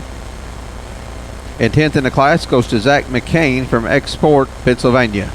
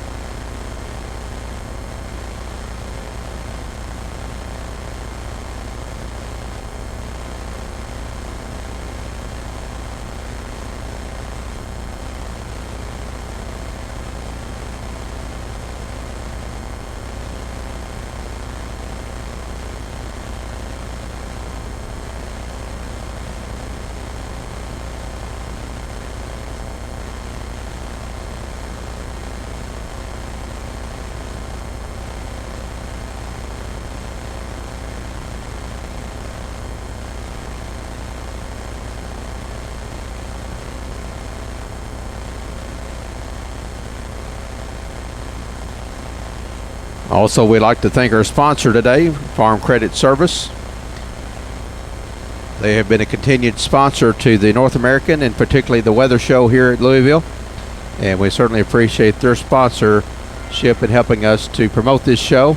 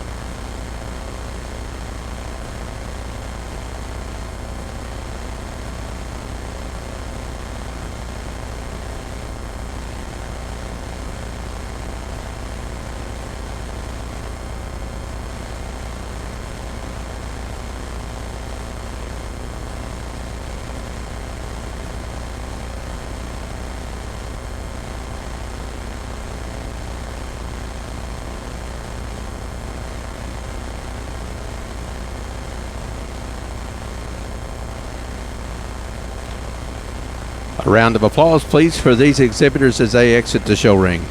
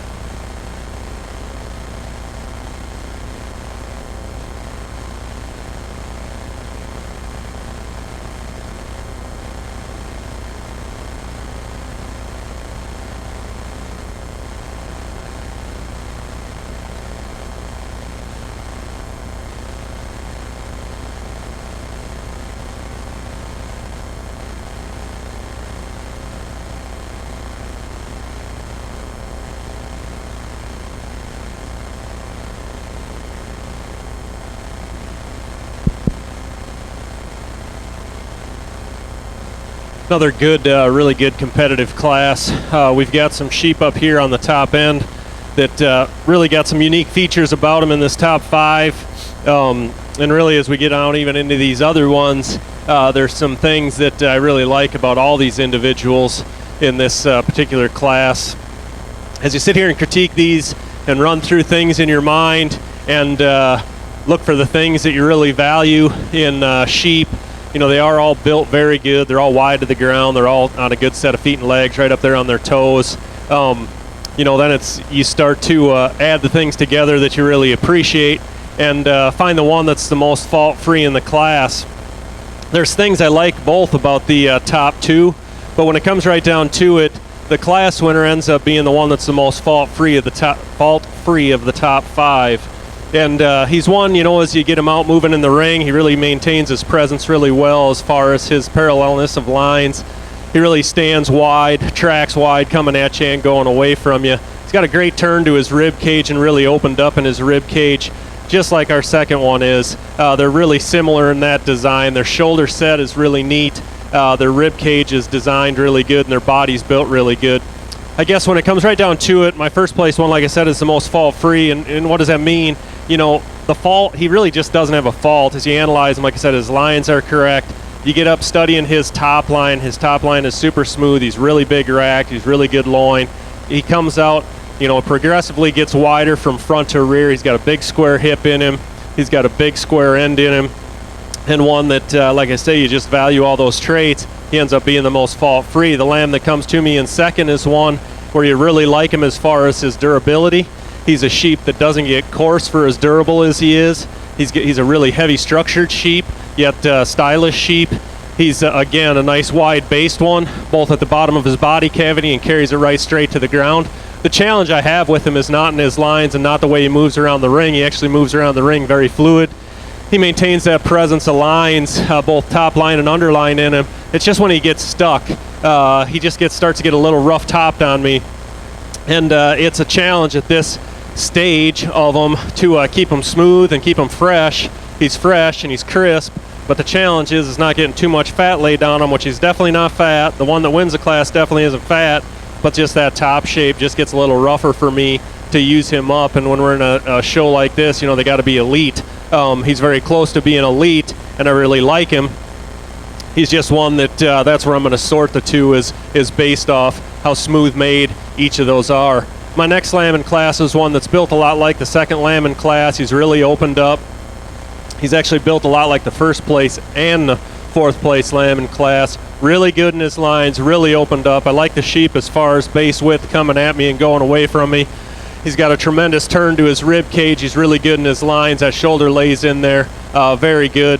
He's big on his top side and he's big-ended. The one challenge I have with him is he just is a little frailer constructed when we talk about on his legs. He's one I would like to stouten up his foot size just a little bit. But that being said, he's unique in the characteristic that his body is wider, more opened up, a lot more turn to his rib cage, just a lot more capacity from front to rear than the sheep that stands in fourth. The sheep that stands in fourth, the more you study and the more you analyze, at first glance, you know, he's one that moves around the ring extremely good and maintains his lines. But again, if we were one-dimensionaling, just a one-dimensional view of him from the side, you think, yeah, he's pretty neat. But the more you look at him, the flatter he gets from the top side to the bottom side, the flatter he gets in his rib. And he's definitely flatter as you view him from front to rear. He just doesn't really mass up as you get out towards his end. He's just not very big up high in his hip shape, and he's just not very dimensional when you evaluate him through the center portion of his leg. He is constructed very good as far as his skeletal makeup in his lines and how he sets his feet down. He's very good that way. He's just not very multi-dimensional when you're studying him from the front to rear as you're standing up over top of him. There's just not a lot of dimension to him in the center portion of his body, and he just doesn't carry it back as far for me to move up any higher in class. Very similar to the one in fifth. Fourth and fifth are made a lot alike in terms of their lines, their feet and leg structure. They're very good as they move around the ring. They got some great handling attributes to them. They're fresh, they're trim, but both of them have the same fundamental flaw for me. They're just not opened up enough from front to rear for me. They're smooth, but it's really intriguing when you get one that's really opened up, like some of those class winners we've had, from front to rear, progressively get wider as we get back, but yet maintain their athleticism and their smoothness, where in fourth and fifth here, they're athletic and smooth, they're just not opened up enough.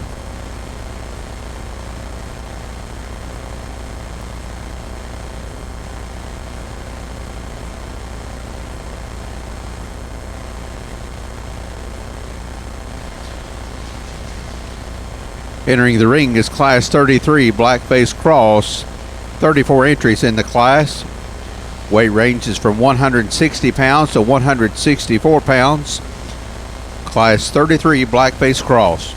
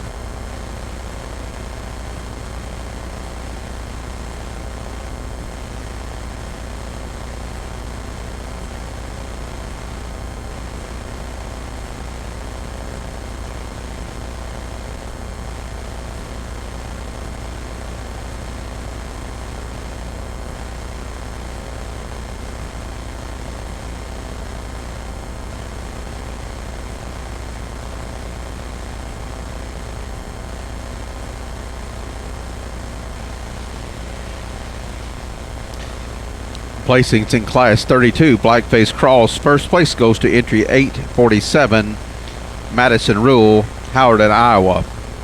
Second place in the class goes to Bailey Amstutz from Richmond, Ohio. Third place goes to Laura Wynn from Maiorty, New Mexico. Fourth place in the class goes to Aubrey Rye from Estancia, New Mexico. Fifth place in the class goes to Bailey Stewart from Granger, Iowa. Placing sixth was Parker Van Dyke from Louisville, Illinois.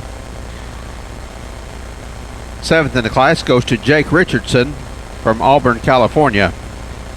Eighth was Hattie Testerman from Hollis, Oklahoma. Ninth in the class was Megan Winters from Old Washington, Ohio. And 10th place in the class was Calvin Stewart from Kelly, Iowa.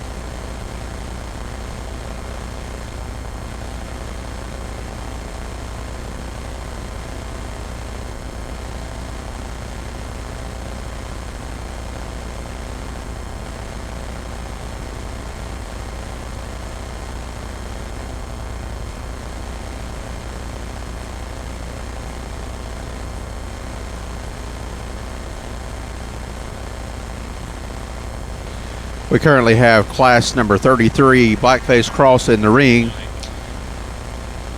At the conclusion of class 35, we will select our blackface champion cross. So if you have a first or second place in classes 22 through 32, you may want to be making your way up or getting prepared to come back for the championship drive at the conclusion of class 35.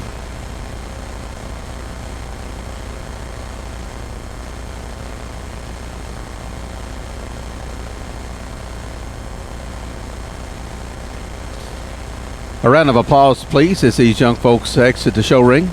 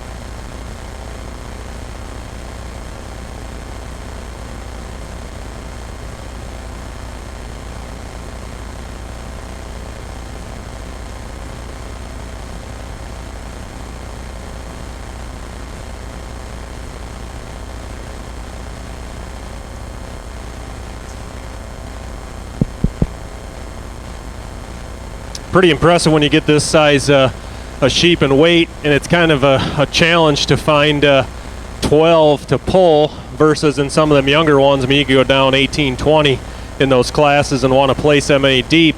And what I'm impressed with is when we get 5 individuals in the heavier class like this that come at me as consistent as they do and as trim and as fresh as they do. And we're going to start out with a sheep that really he's the most durable one in the class. He's the heaviest structured one in the class, but he's the smoothest one with all those things taken into consideration. He's a sheep I just really love the way he bounces up as he moves. He's really good in his lines. He's really heavy structured on his feet. When you get up over top of him and start analyzing him, he progressively gets wider as you come back. He's got a big rack in him. He's really good and smooth up over that top, but really fresh and crisp for his maturity and size. Just a big-ended kind of sheep. He's one that you really like. He just combines a lot of traits that I'm looking for into one to easily win this class. Similarly, my second place lamb is made a lot like him as far as touch, muscle shape, muscle expression. He's just not as heavy structured as the sheep that wins the class. He's one that is opened up from end to end, progressively gets wider. He's not as big a footed as the one that wins the class. He's one I don't want to take anything away from him because I think the top 2 individuals were pretty good in that particular class. He's just one that isn't opened up from end to end as wide as the one above him. But that being considered, they're both very similar in their muscle characteristics and finish and handle. He just needs to be wider throughout for me to move up in this class. The young man with the lamb in third is one, again, very similar in type and kind to those top 2 lambs as far as trimness and freshness and crispness goes. When they're this big and they handle that fresh, it's pretty neat. He's just on a frailer structure for me. He's just a little narrower made than those other 2, and he's just a little finer in his features when we talk about legs and feet and legs on him. But he is one that I appreciate for his touch and his freshness. He's one I would just like to just make a little more durable to move up in this class. Lamb in fourth is one that, again, good in his lines, moves out good, wide based. He's one that is just a little past 12 o'clock when you compare him to the 3 above him. He's just not as fresh for me. He's just laying down just a little more bark today in relation to the 3 that are above him. And the fifth place lamb is one that I think he's good in his lines. I think he moves out really nice. He's wide based. He's one, though, that just when you evaluate him up over his top from front to rear, he's one that just doesn't get progressively wide. He's one that looks like he's been held quite a while. He's a little dried out in his loin. And when you start to study his back end, he's one that just a little dried out from stifle to stifle. And he's just not as full and as fresh throughout when you get to analyzing this sheep. But a really good sheep in his own right, the way he's built, the way his lines are, the way his feet and legs are. He just doesn't look as fresh and as full to me today as the ones above him.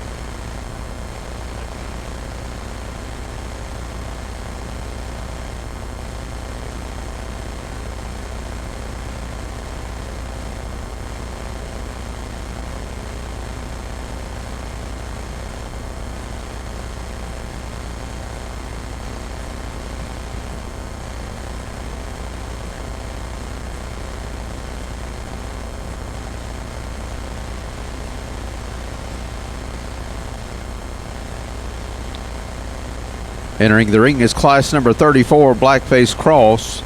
34, Blackface Cross. We have 32 entries in the class, ranging in weights from 165 to 169 pounds.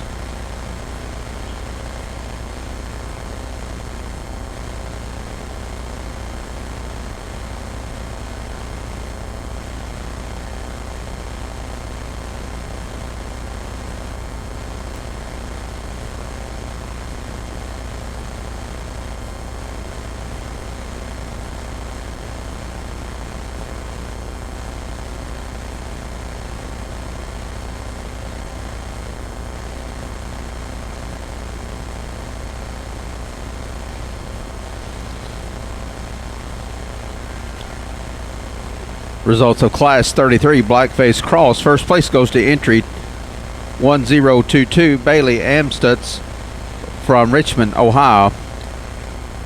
Second place in the class goes to Kyra Schecklenbecker from Columbia City, Indiana. Third place goes to Jack Redifer from Blacksburg, Virginia. Fourth in the class is Sarah Young from Leesburg, Ohio. Fifth place in the class goes to Ryan Lakos from Bayard, Nebraska. Sixth place in the class goes to Casey Craig from Nicholasville, Kentucky. Seventh is Taylor Miller from Pickford, Michigan. Placing eighth in the class was Edward Hansen from Clifton, Illinois. Ninth in the class goes to Brandy Might from Whitewater, Wisconsin. And 10th in the class goes to Teresa Mattingly from Lebanon, Indiana.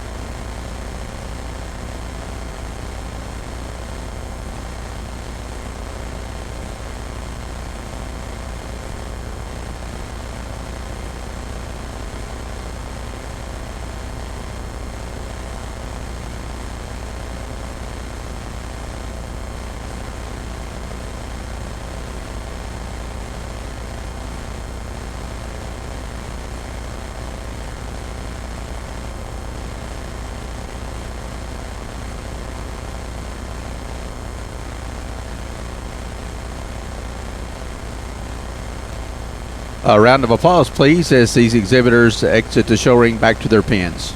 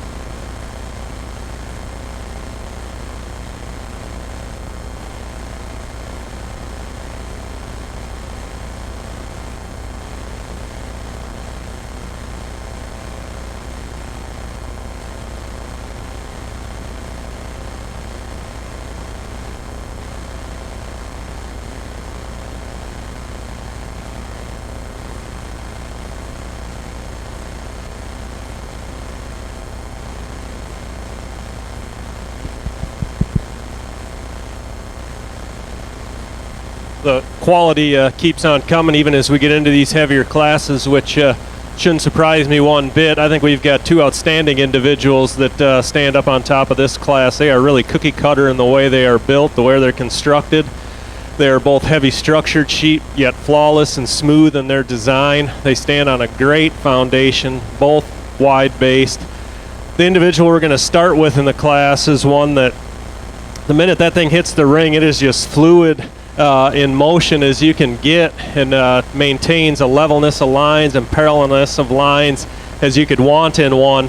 Tracks out super smooth, plants his feet right where you would want him at the corner of his step when he steps down. They're just wide as his body cavity is wide. He's one that is just smooth as can be when you talk about body cavity and how as he is constructed. He is super opened up in his rib cage. Shoulder lays right in there. His neck comes straight up out of him. There's no waste product at all when you look at him from the front end. He's one when you get up and start to study him from the top, and as he progresses from the front back, progressively gets wider, super smooth up over his top, extremely trim. He's a really big-ended sheep. I really like and admire the way that thing is built out through his hip and just progressively wider in the center portion of his leg, and ends up with a great big stifle in him and lands on a great big foot. He really moves magically around the ring. My second place lamb is one that's built very similar in type and kind. To criticize this one, really, you can't criticize this one either, and it really would behoove someone to criticize this one because I think they're both extremely good. They both plant and drive very good off their feet and legs. He's wide.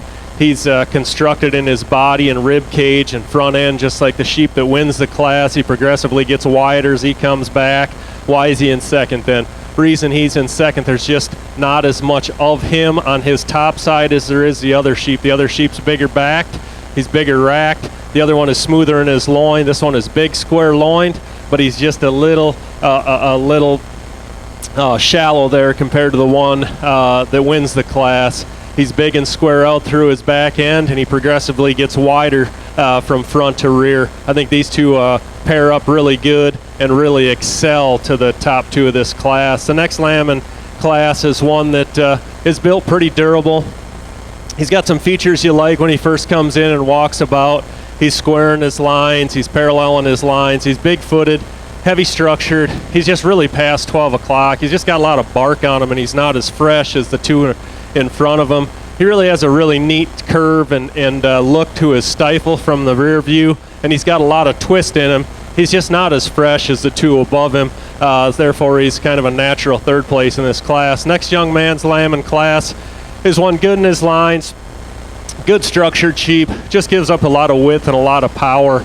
As we view him and we get up over top of him and analyze him from front to rear, he's one that's just not as opened up as much as the two above him.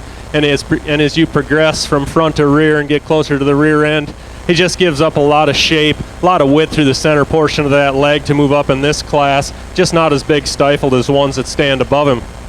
Next lamb in class, again, is one we worked up from a ways down. He's a lamb you really appreciate for his lines and his profile and his athleticism. He's one that's built right in his chest floor. He's tall fronted, he's elevated. He's got a really neat look about him, and he handles really fresh and trim compared to some of the other heavy ones in the class. My issue with him is he's just really frail in the way his construction and makeup is when you discuss his skeletal build and then the frailness of his feet and legs. Otherwise, he would move up into one of them four holes fairly nicely. Thank you.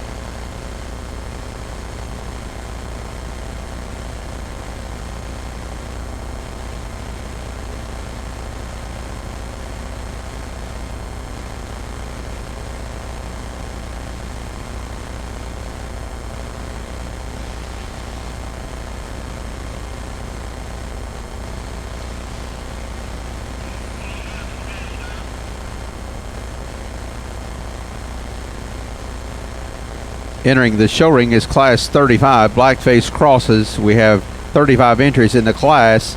Weight ranges from 170 to 201 pounds. Class 5 black-faced crosses. If you were a first or second place winner in classes 22 through 34, you need to make your way to the makeup area Immediately following this class, we will select our Blackface Champion Cross. So if you're a class winner or second, please be on standby and make your way to the holding area.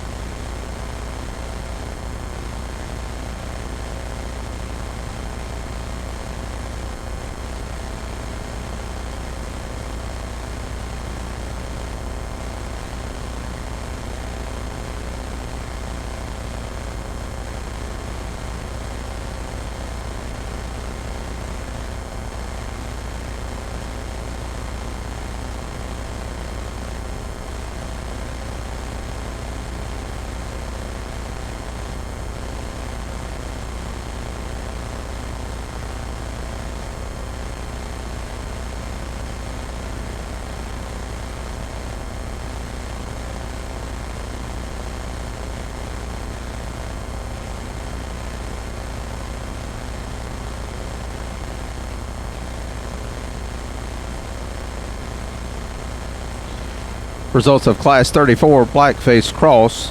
First place goes to entry number 968, Brooke Cassell from Brooklyn, Iowa. Second place goes to Neil Euler from Fairbury, Nebraska. Third place in the class goes to Samantha Rout from Carmel, Indiana. Fourth was Kerrigan Hatch from Gladbrook, Iowa. Fifth place in the class was Aaron Schimbeckler from Columbia City, Indiana. Sixth in the class was to Kerrigan Hatch from Gladbrook, Iowa. Seventh in the class goes to Seth Schumacher from Ubley, Michigan. Eighth in the class goes to Maggie Madden from Paso Robles, California. Ninth in the class goes to Skylar Slimmer from Myersville, Maryland. And 10th in the class goes to Katie Amaralt from Doe Hill, Virginia.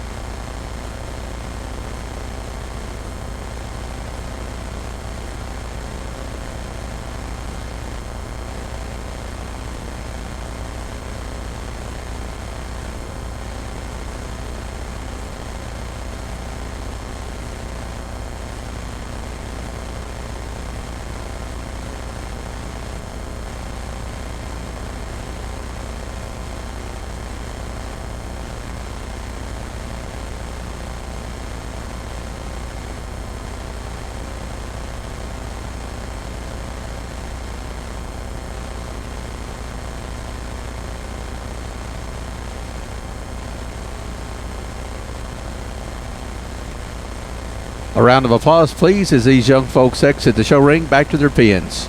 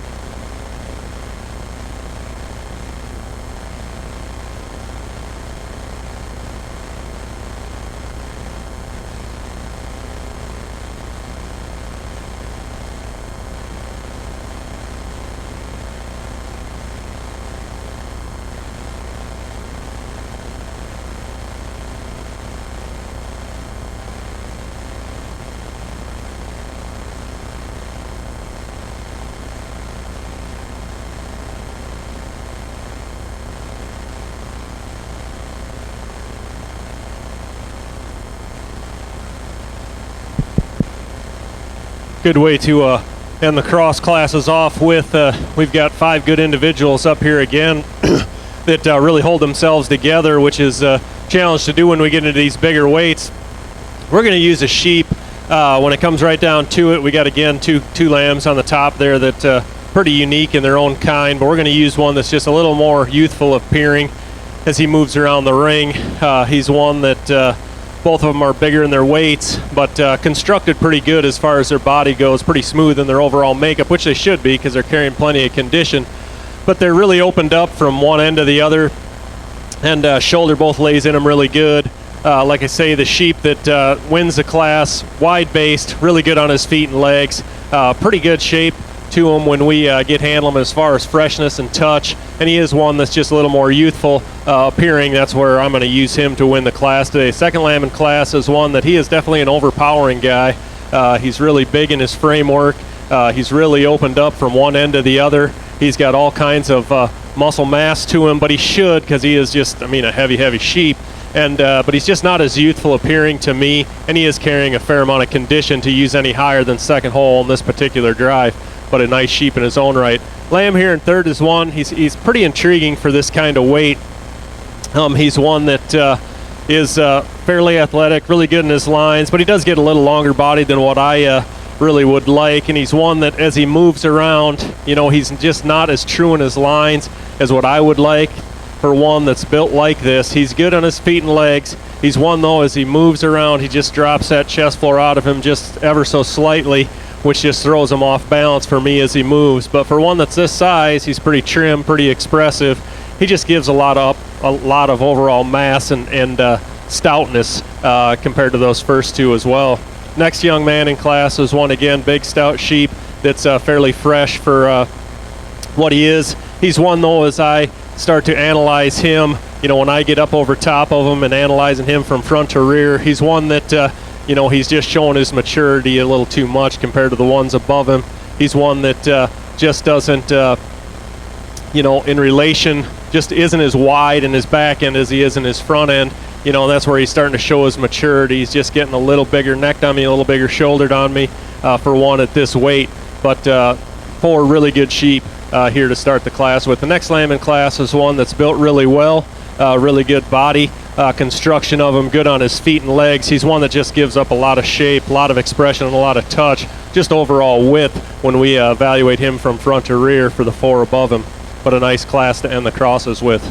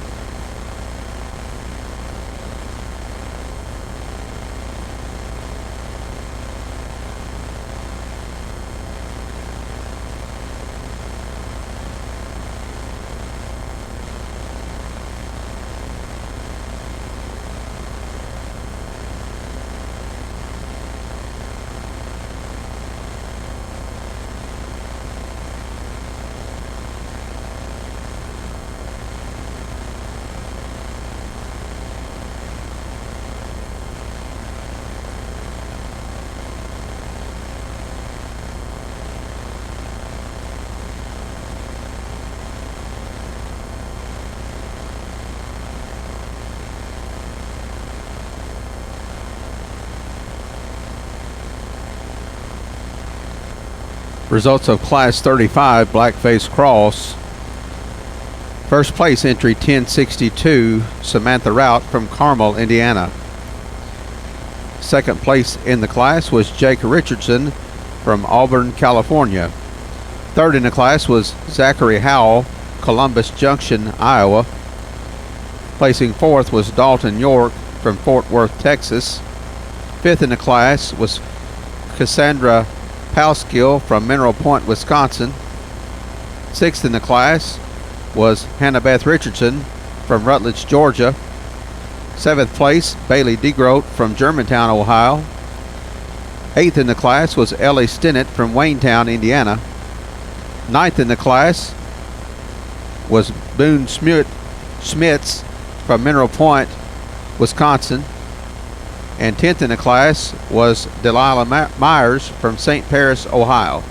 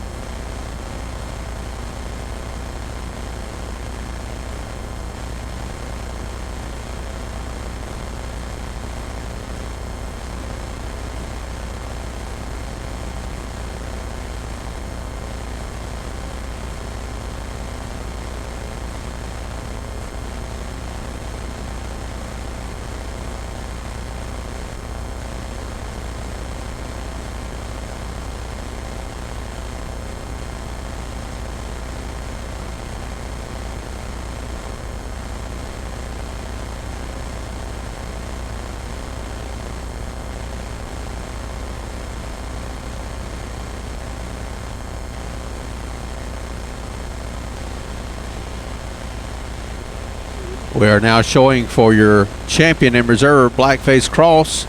We have all of our firsts and seconds will be coming into the ring. And just in a few moments, we will be selecting that blackface champion cross.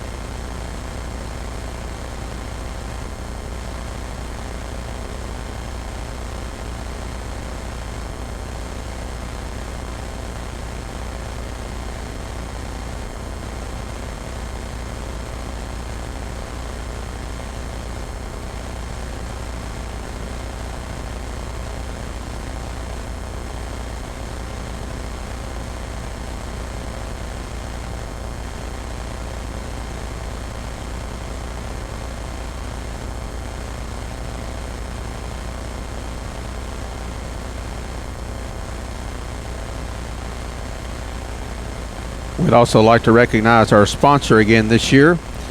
Farm Credit Service has been a great sponsor of the Junior Weather Show here at Louisville.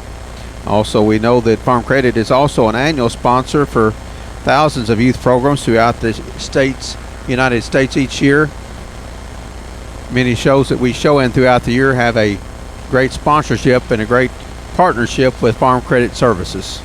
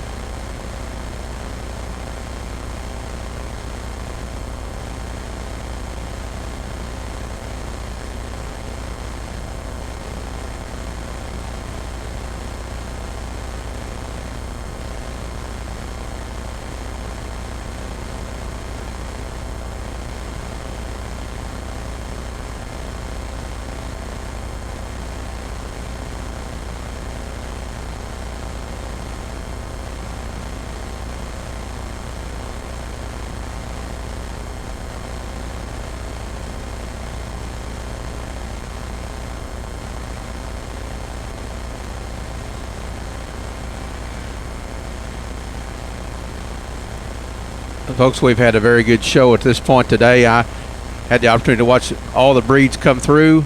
Probably not anything more deep and large in terms of number than the black-faced crosses. Lots of good lambs out here. If you would, put your hands together for these first and second class winners each.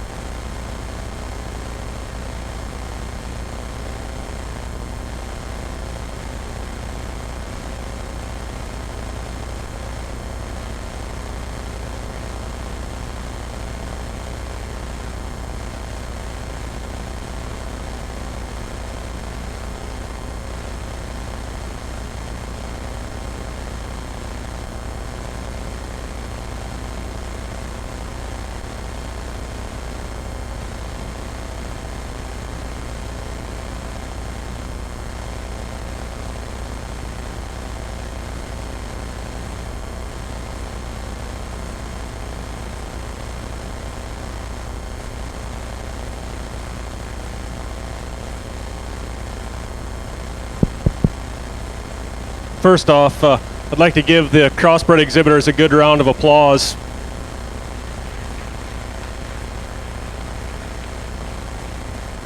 I know we still have the whiteface ones, whiteface crosses to go through yet, but I'll make a few comments, or more than a few comments, before I go out and select the Granite Reserve cross. Obviously, it's evident of which ones I like out here. As you sit back and analyze all the sheep, you can kind of see, again, what I like, and it's sheep that are structurally correct, sheep that are opened up, they're true to the ground, wide base coming at you, going away, progressively get wider. And foremost, I do really like youthful sheep. Not to take anything away from the sheep that are up towards the top end, but they start to show their maturity to me.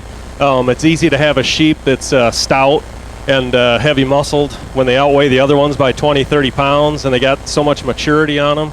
And once they start to lay down that much condition, they do look really cool. But when you get handling them, the freshness just isn't there. I really appreciate youthful sheep that are trim and fresh and crisp in their handle. I'm kind of old school that way. I think we've lost in our industry somewhat of that touch that we talk about. Guys that have been in it 20, 25 years, there's a touch factor to them. When you touch them, they're just crisp. They almost bounce back to you. It's hard to do that when you get sheep that are so hamp influenced, but I think we've bred hamps up so well over the years. I don't want to knock myself down for being a hamp breeder, but that they don't have a good touch, because they do have a good touch. But there's, so we dig through these and sort through these, and there's 3 class winners kind of evaluating for the Grand, and we'll pull the second up in that respective class. But of those 3, I think they're just really unique individuals, the way they're built and their kind. As you watch them walk around, they're just really good in their lines. They're just really robust in their rib cage. They're really opened up. They blend tremendously good when you talk about body construction, that shoulder.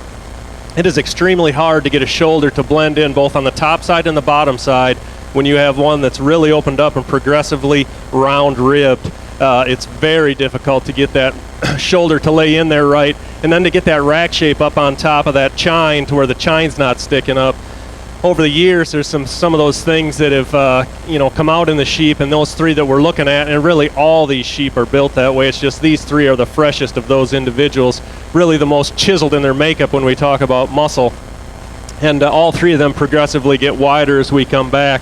They're just so youthful in their design and makeup, and most likely because they are youthful type sheep, not just appear that way, but that they are that way.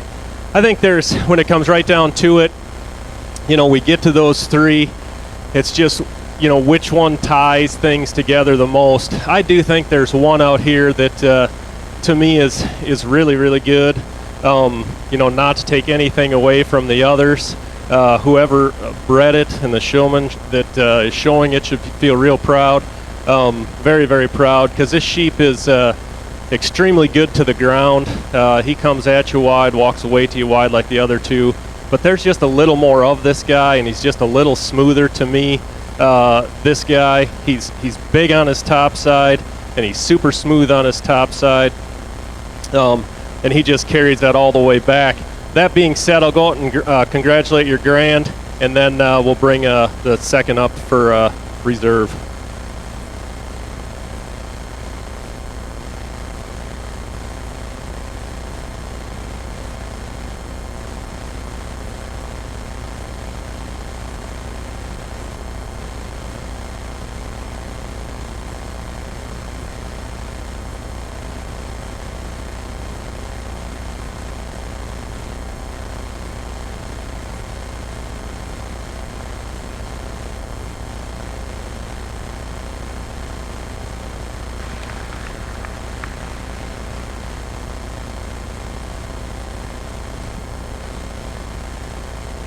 Your blackface champion coming out of Class 27, entry 1089, exhibited by Zachary Howell from Columbus Junction, Iowa.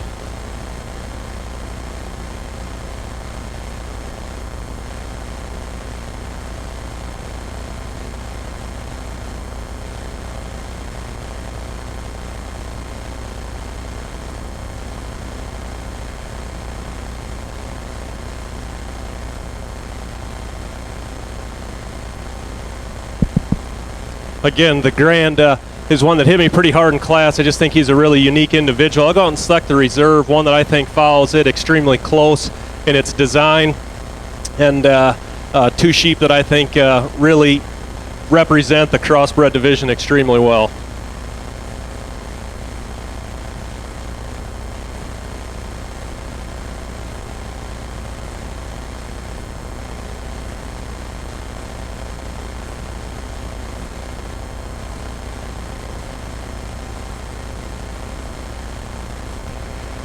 Your reserve champion comes out of Class 28, entry 909, exhibited by Bo Davis from Guthrie, Oklahoma.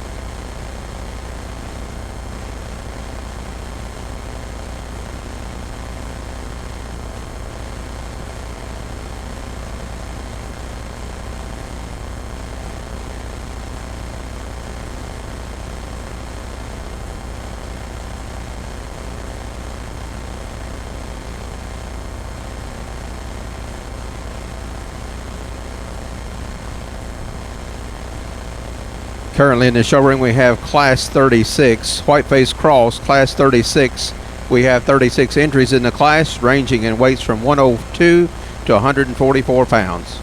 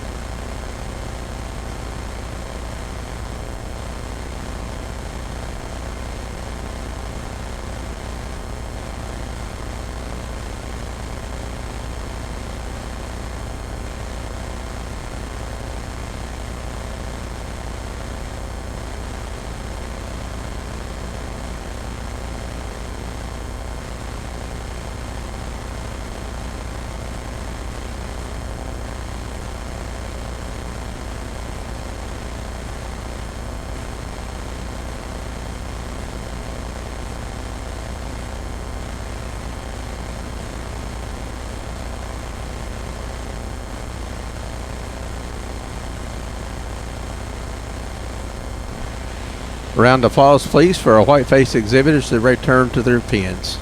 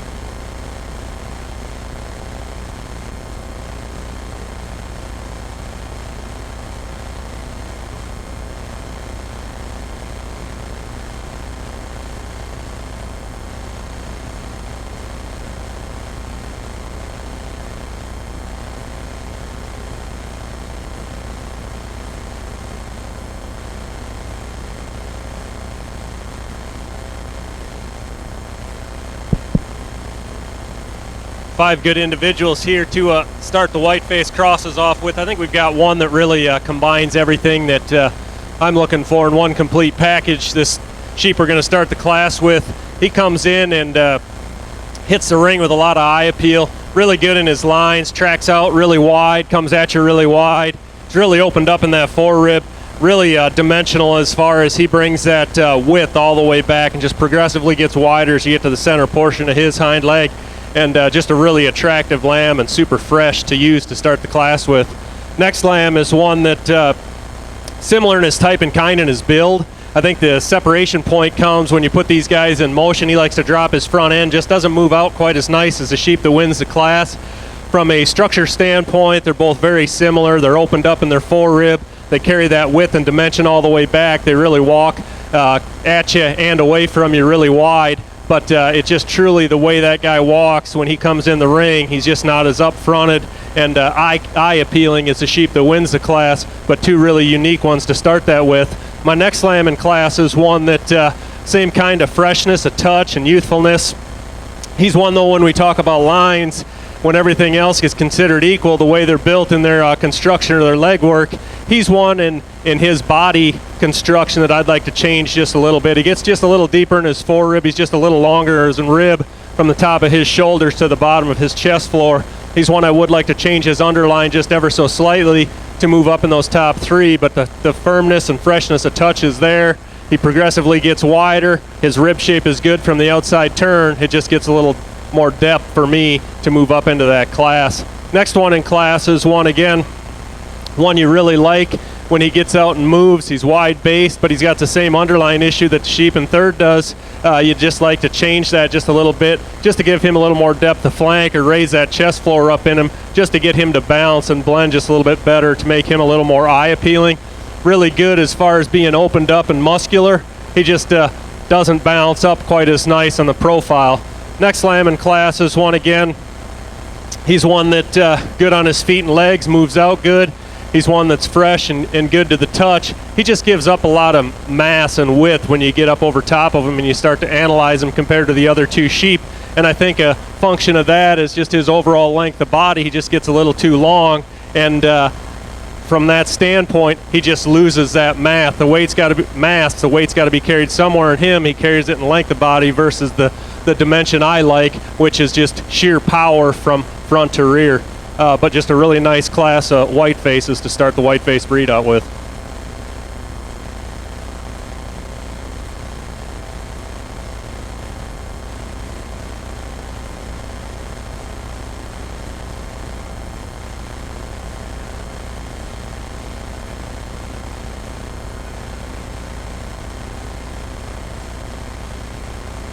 Now entering the ring is our final class of the day, Class 37 White Face Cross. We have 37 entries in the class, ranging from 145 to 185 pounds. Class 37 White Face Cross.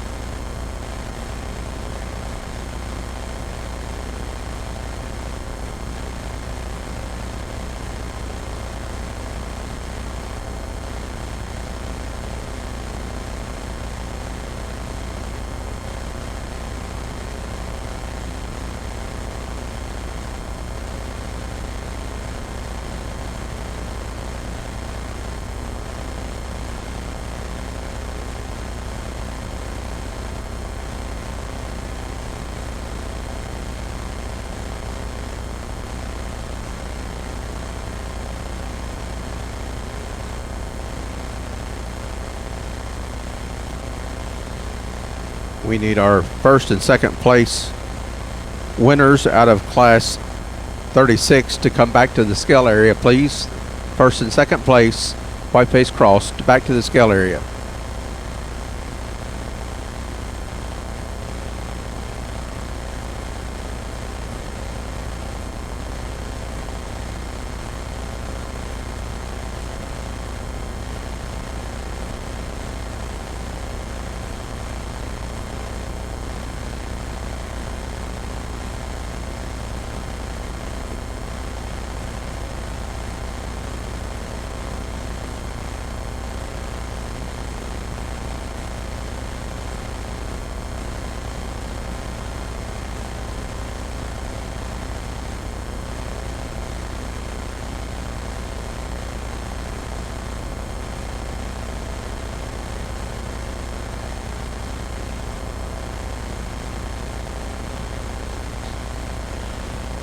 Results in class 36 white-face cross.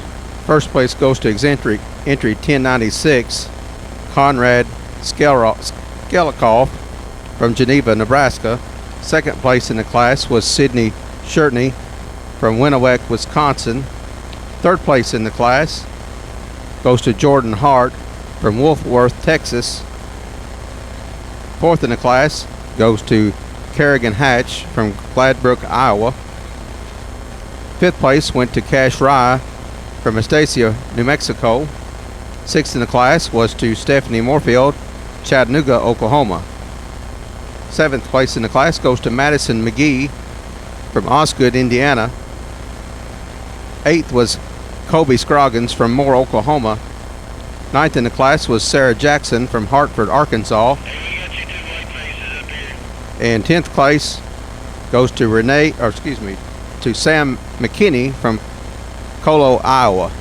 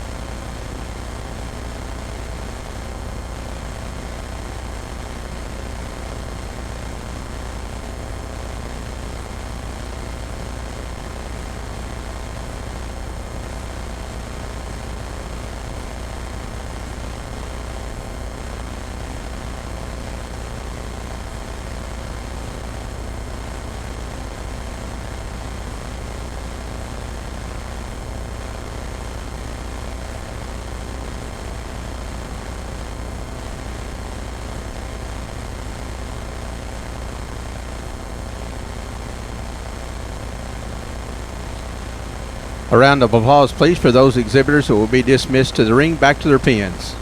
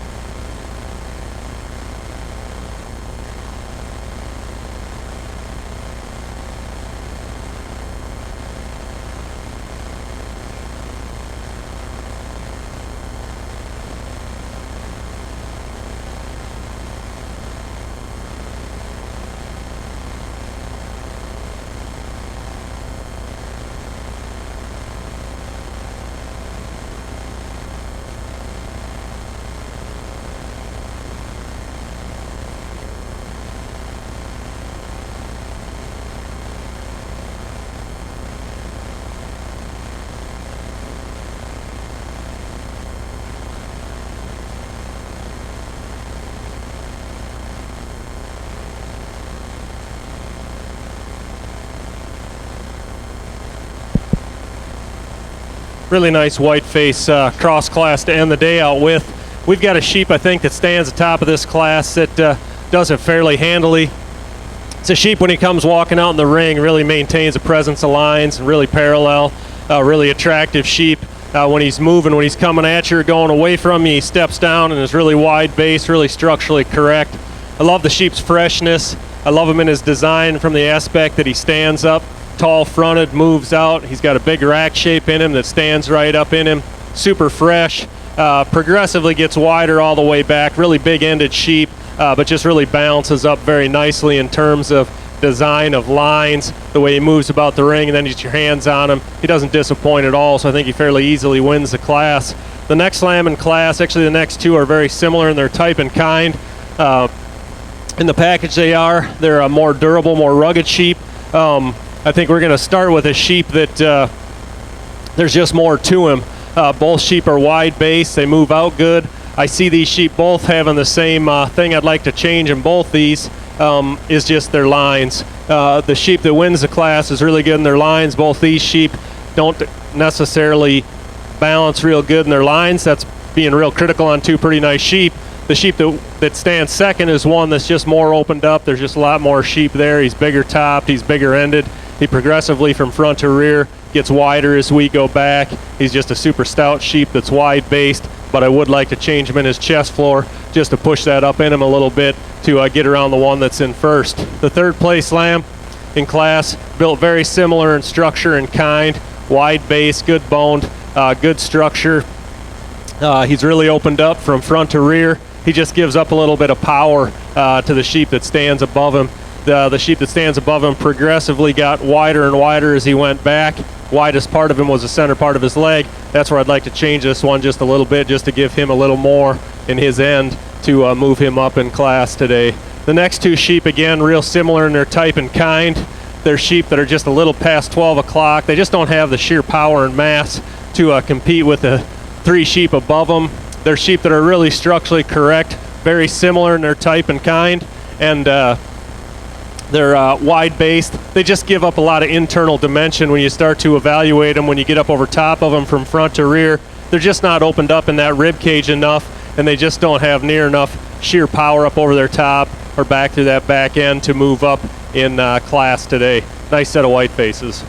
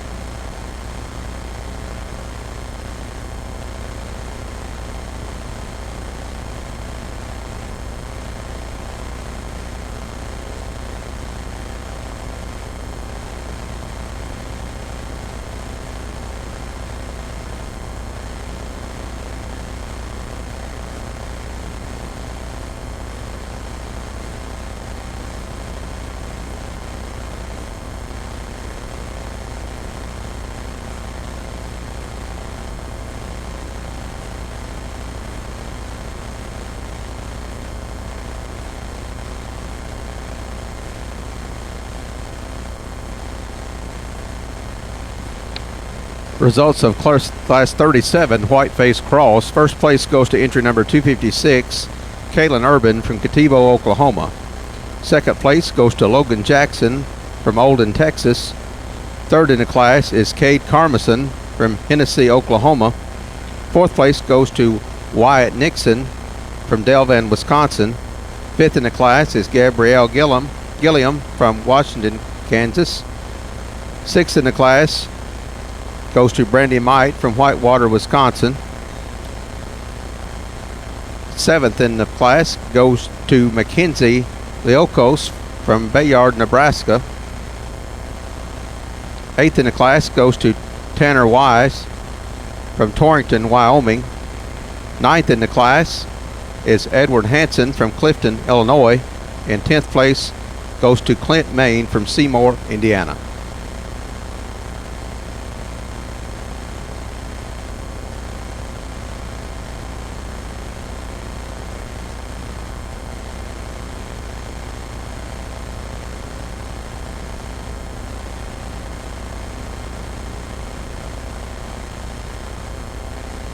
four nice individuals to end the champion drives off with. I think I found a couple sheep that I like pretty well as far as in terms of freshness and finish, and all four sheep I think are very structurally correct, really opened up from one end to the other, really balance out and wedge made from one end, from front end, and progressively getting wider as they get back. That being said, I'll go out and select the Grand and Reserve.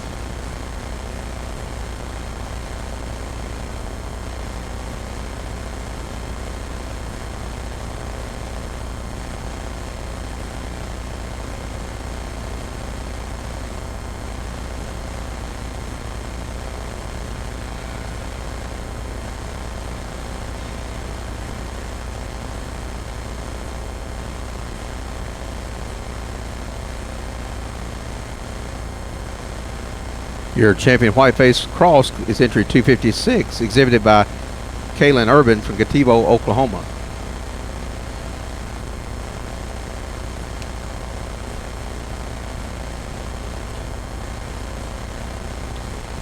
And your reserve is out of the same class, second place in reserve white-faced champion, entry number 1185, Logan Jackson from Olden, Texas.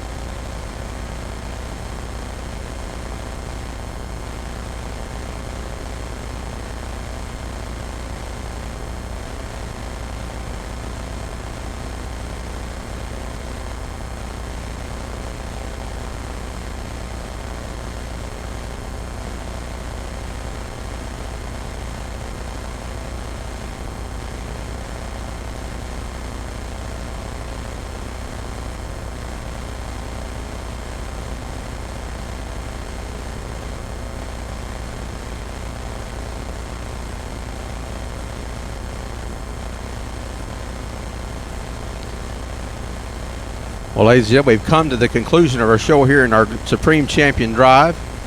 We'd like to introduce those breed champions and reserve breed champions to you at this time. In the AOB division, champion was entry number 660, McKenna Mathis from Jacksboro, Texas. Your reserve champion AOB was entry number 179, Joel Overmeyer from White House, Ohio. Your Dorset champion was entry number 1163, Trace Titus from Alexis, Illinois. Your reserve Dorset champion was entry number 569, Landon Bewley from Silver Lake, Indiana.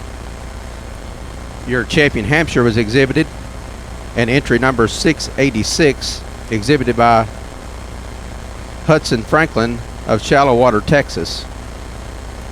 Your reserve Hampshire was entry number 247, exhibited by Bo Davis from Guthrie, Oklahoma. In the natural color division, your champion was entry number 4, exhibited by Taylor Busenberg from Mentone, Indiana. Your reserve natural color was entry number 254, exhibited by Emily Smith of Elk City, Oklahoma. Your Oxford champion was entry number 1175, shown by Laura Wynn from Moriarty, New Mexico. Your reserve champion, Oxford, was entry number 203, shown by Adam Thompson from Maryville, Missouri.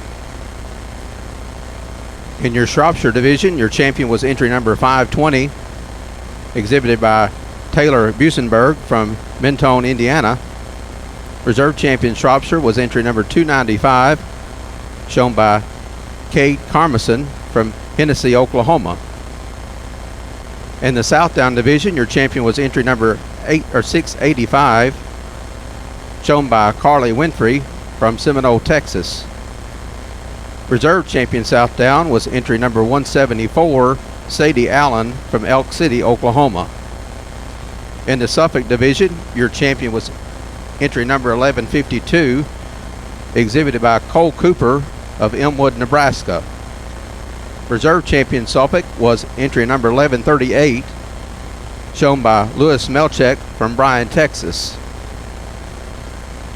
Your Blackface Cross champion was entry number 1089, shown by Zachary Howell from Columbus Junction, Iowa.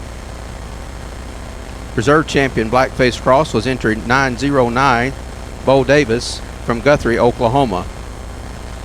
Your Whiteface champion was entry number 256, shown by Kaylin Urban from Gatibo, Oklahoma. And your reserve champion Whiteface Cross was entry number 1185, shown by Logan Jackson from Olden, Texas. Folks, we've had a tremendous show here this weekend. Lots of quality throughout both days. We have a tremendous championship drive in front of you. If you would, let's congratulate these young people with a round of applause.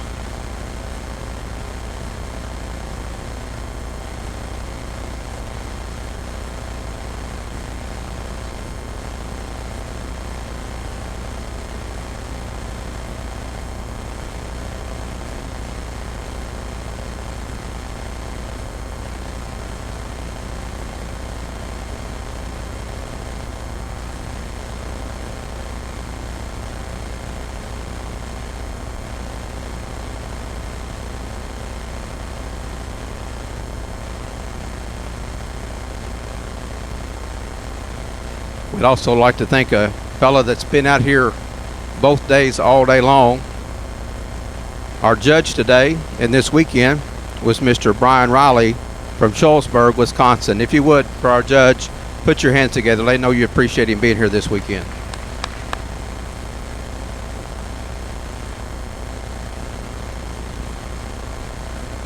We'd also like to thank our sponsor for the show, Farm Credit Services. They have been with us for a long time in the weather show. They're a good sponsor for us. I know many of us show all over the country, and Farm Credit steps up on many shows, including this one, to sponsor our youth activities in animal agriculture. If you would, let's thank Farm Credit also for being a sponsor this weekend.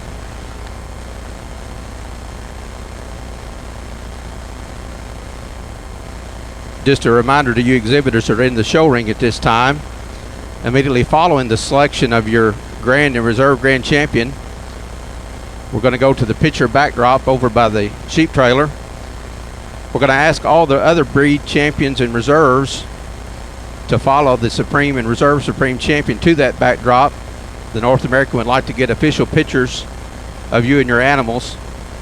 So if you would, please follow them over to the backdrop immediately following the selection for official pictures for the North American. At the conclusion of the show, we will be giving releases out into tables in front of the sheep trailer. So if after the show, if you guys would line up there, they will get your releases for you to go home. I hope you have a safe trip home. A lot of you've got a long ways to go to towns that are very difficult to pronounce. And along with that, if I have butchered your name or you have not heard it ever pronounced that way, my apologies to your family. Hopefully you were entertained by it.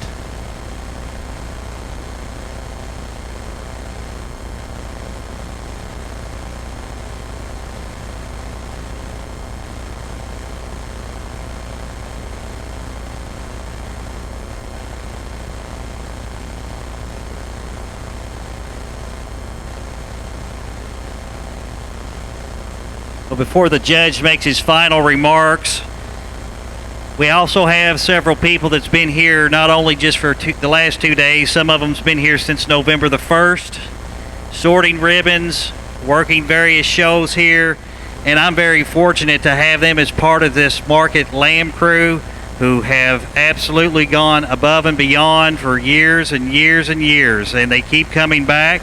I'd like to recognize those folks. In the makeup ring today, we had Mr. Roy Turley and Evan Davis. In our show ring, we had Anna Hawkins. And yesterday, we had Jeff Zinner and Ethan Berry.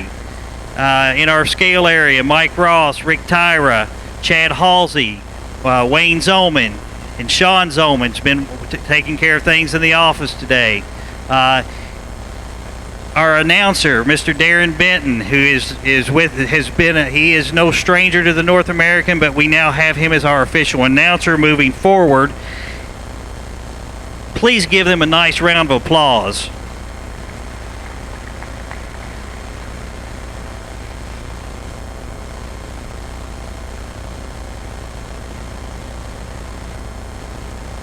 One other person I'd like to recognize is the new general manager of the North American Livestock Exposition. She happens to be at the table on the far end, Miss Catherine Riley. Please wave your hand, Catherine.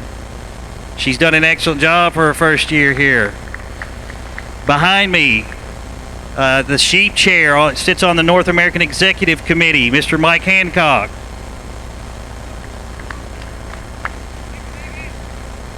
And I don't want to forget Dr. Mullins and her crew. They have the hardest job ever, what they have to go through. We appreciate you all for hanging in there with us.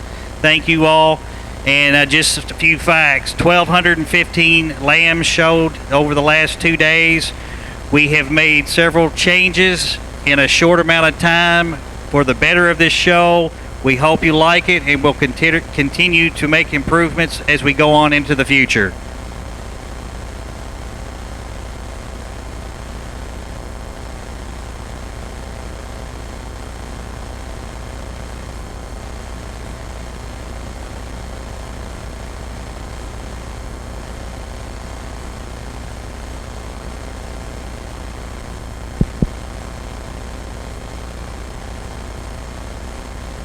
Well, it's been a pleasure to be here at North American to evaluate the market lambs. I hold this show in the highest regard. I think it really is the pinnacle for sheep shows in the country, and we should give a round of applause to Chris and his crew that make this show happen.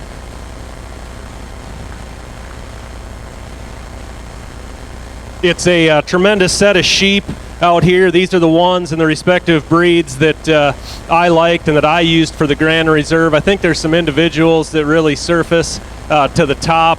I think there's one really unique creature out here that really hit me pretty hard. I think he's just really unique in his build. He's opened up, really moves out really well. The touch to this sheep is just incredible. He's really athletic in his build, at least athletically, the way I'd like to take him now. Ones that are just a little taller fronted than running down versus running downhill. Ones that are still opened up, still muscular, but just again more athletic looking. With that being said, I've commented on them throughout the 2 days a fair amount. I will go out and select your grand lamb of North American.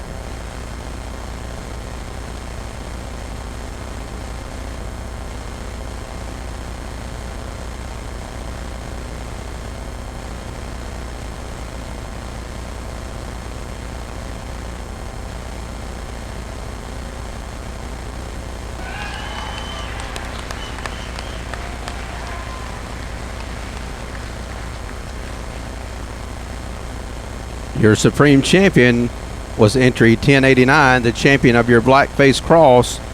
Mr. Zachary Howell from Columbus Junction, Iowa, has checked his ticket to the North American Sella Champions Thursday night at 6:30.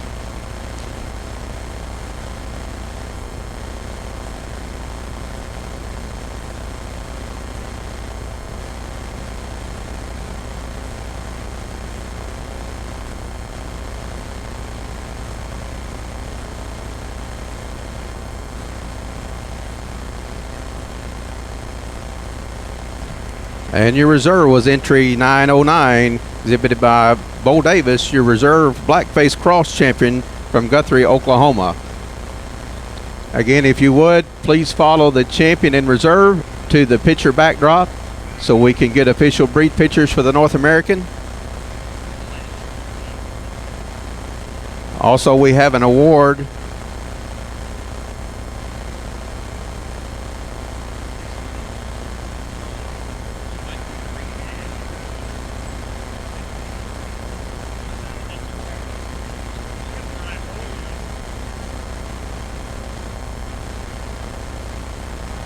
We also have an award. We need Tori Fraze to come to the announcer stand for the permanent cup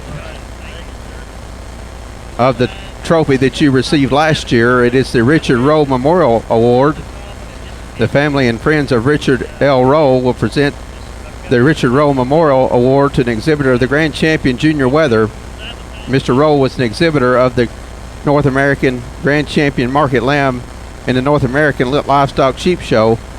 This cup is to be possessed in the possession of the breeder who wins 1 year at a time, his or her to be named to be engraved on it. So Tori Fraze, if you would come to the announcer stand, we have an award for you.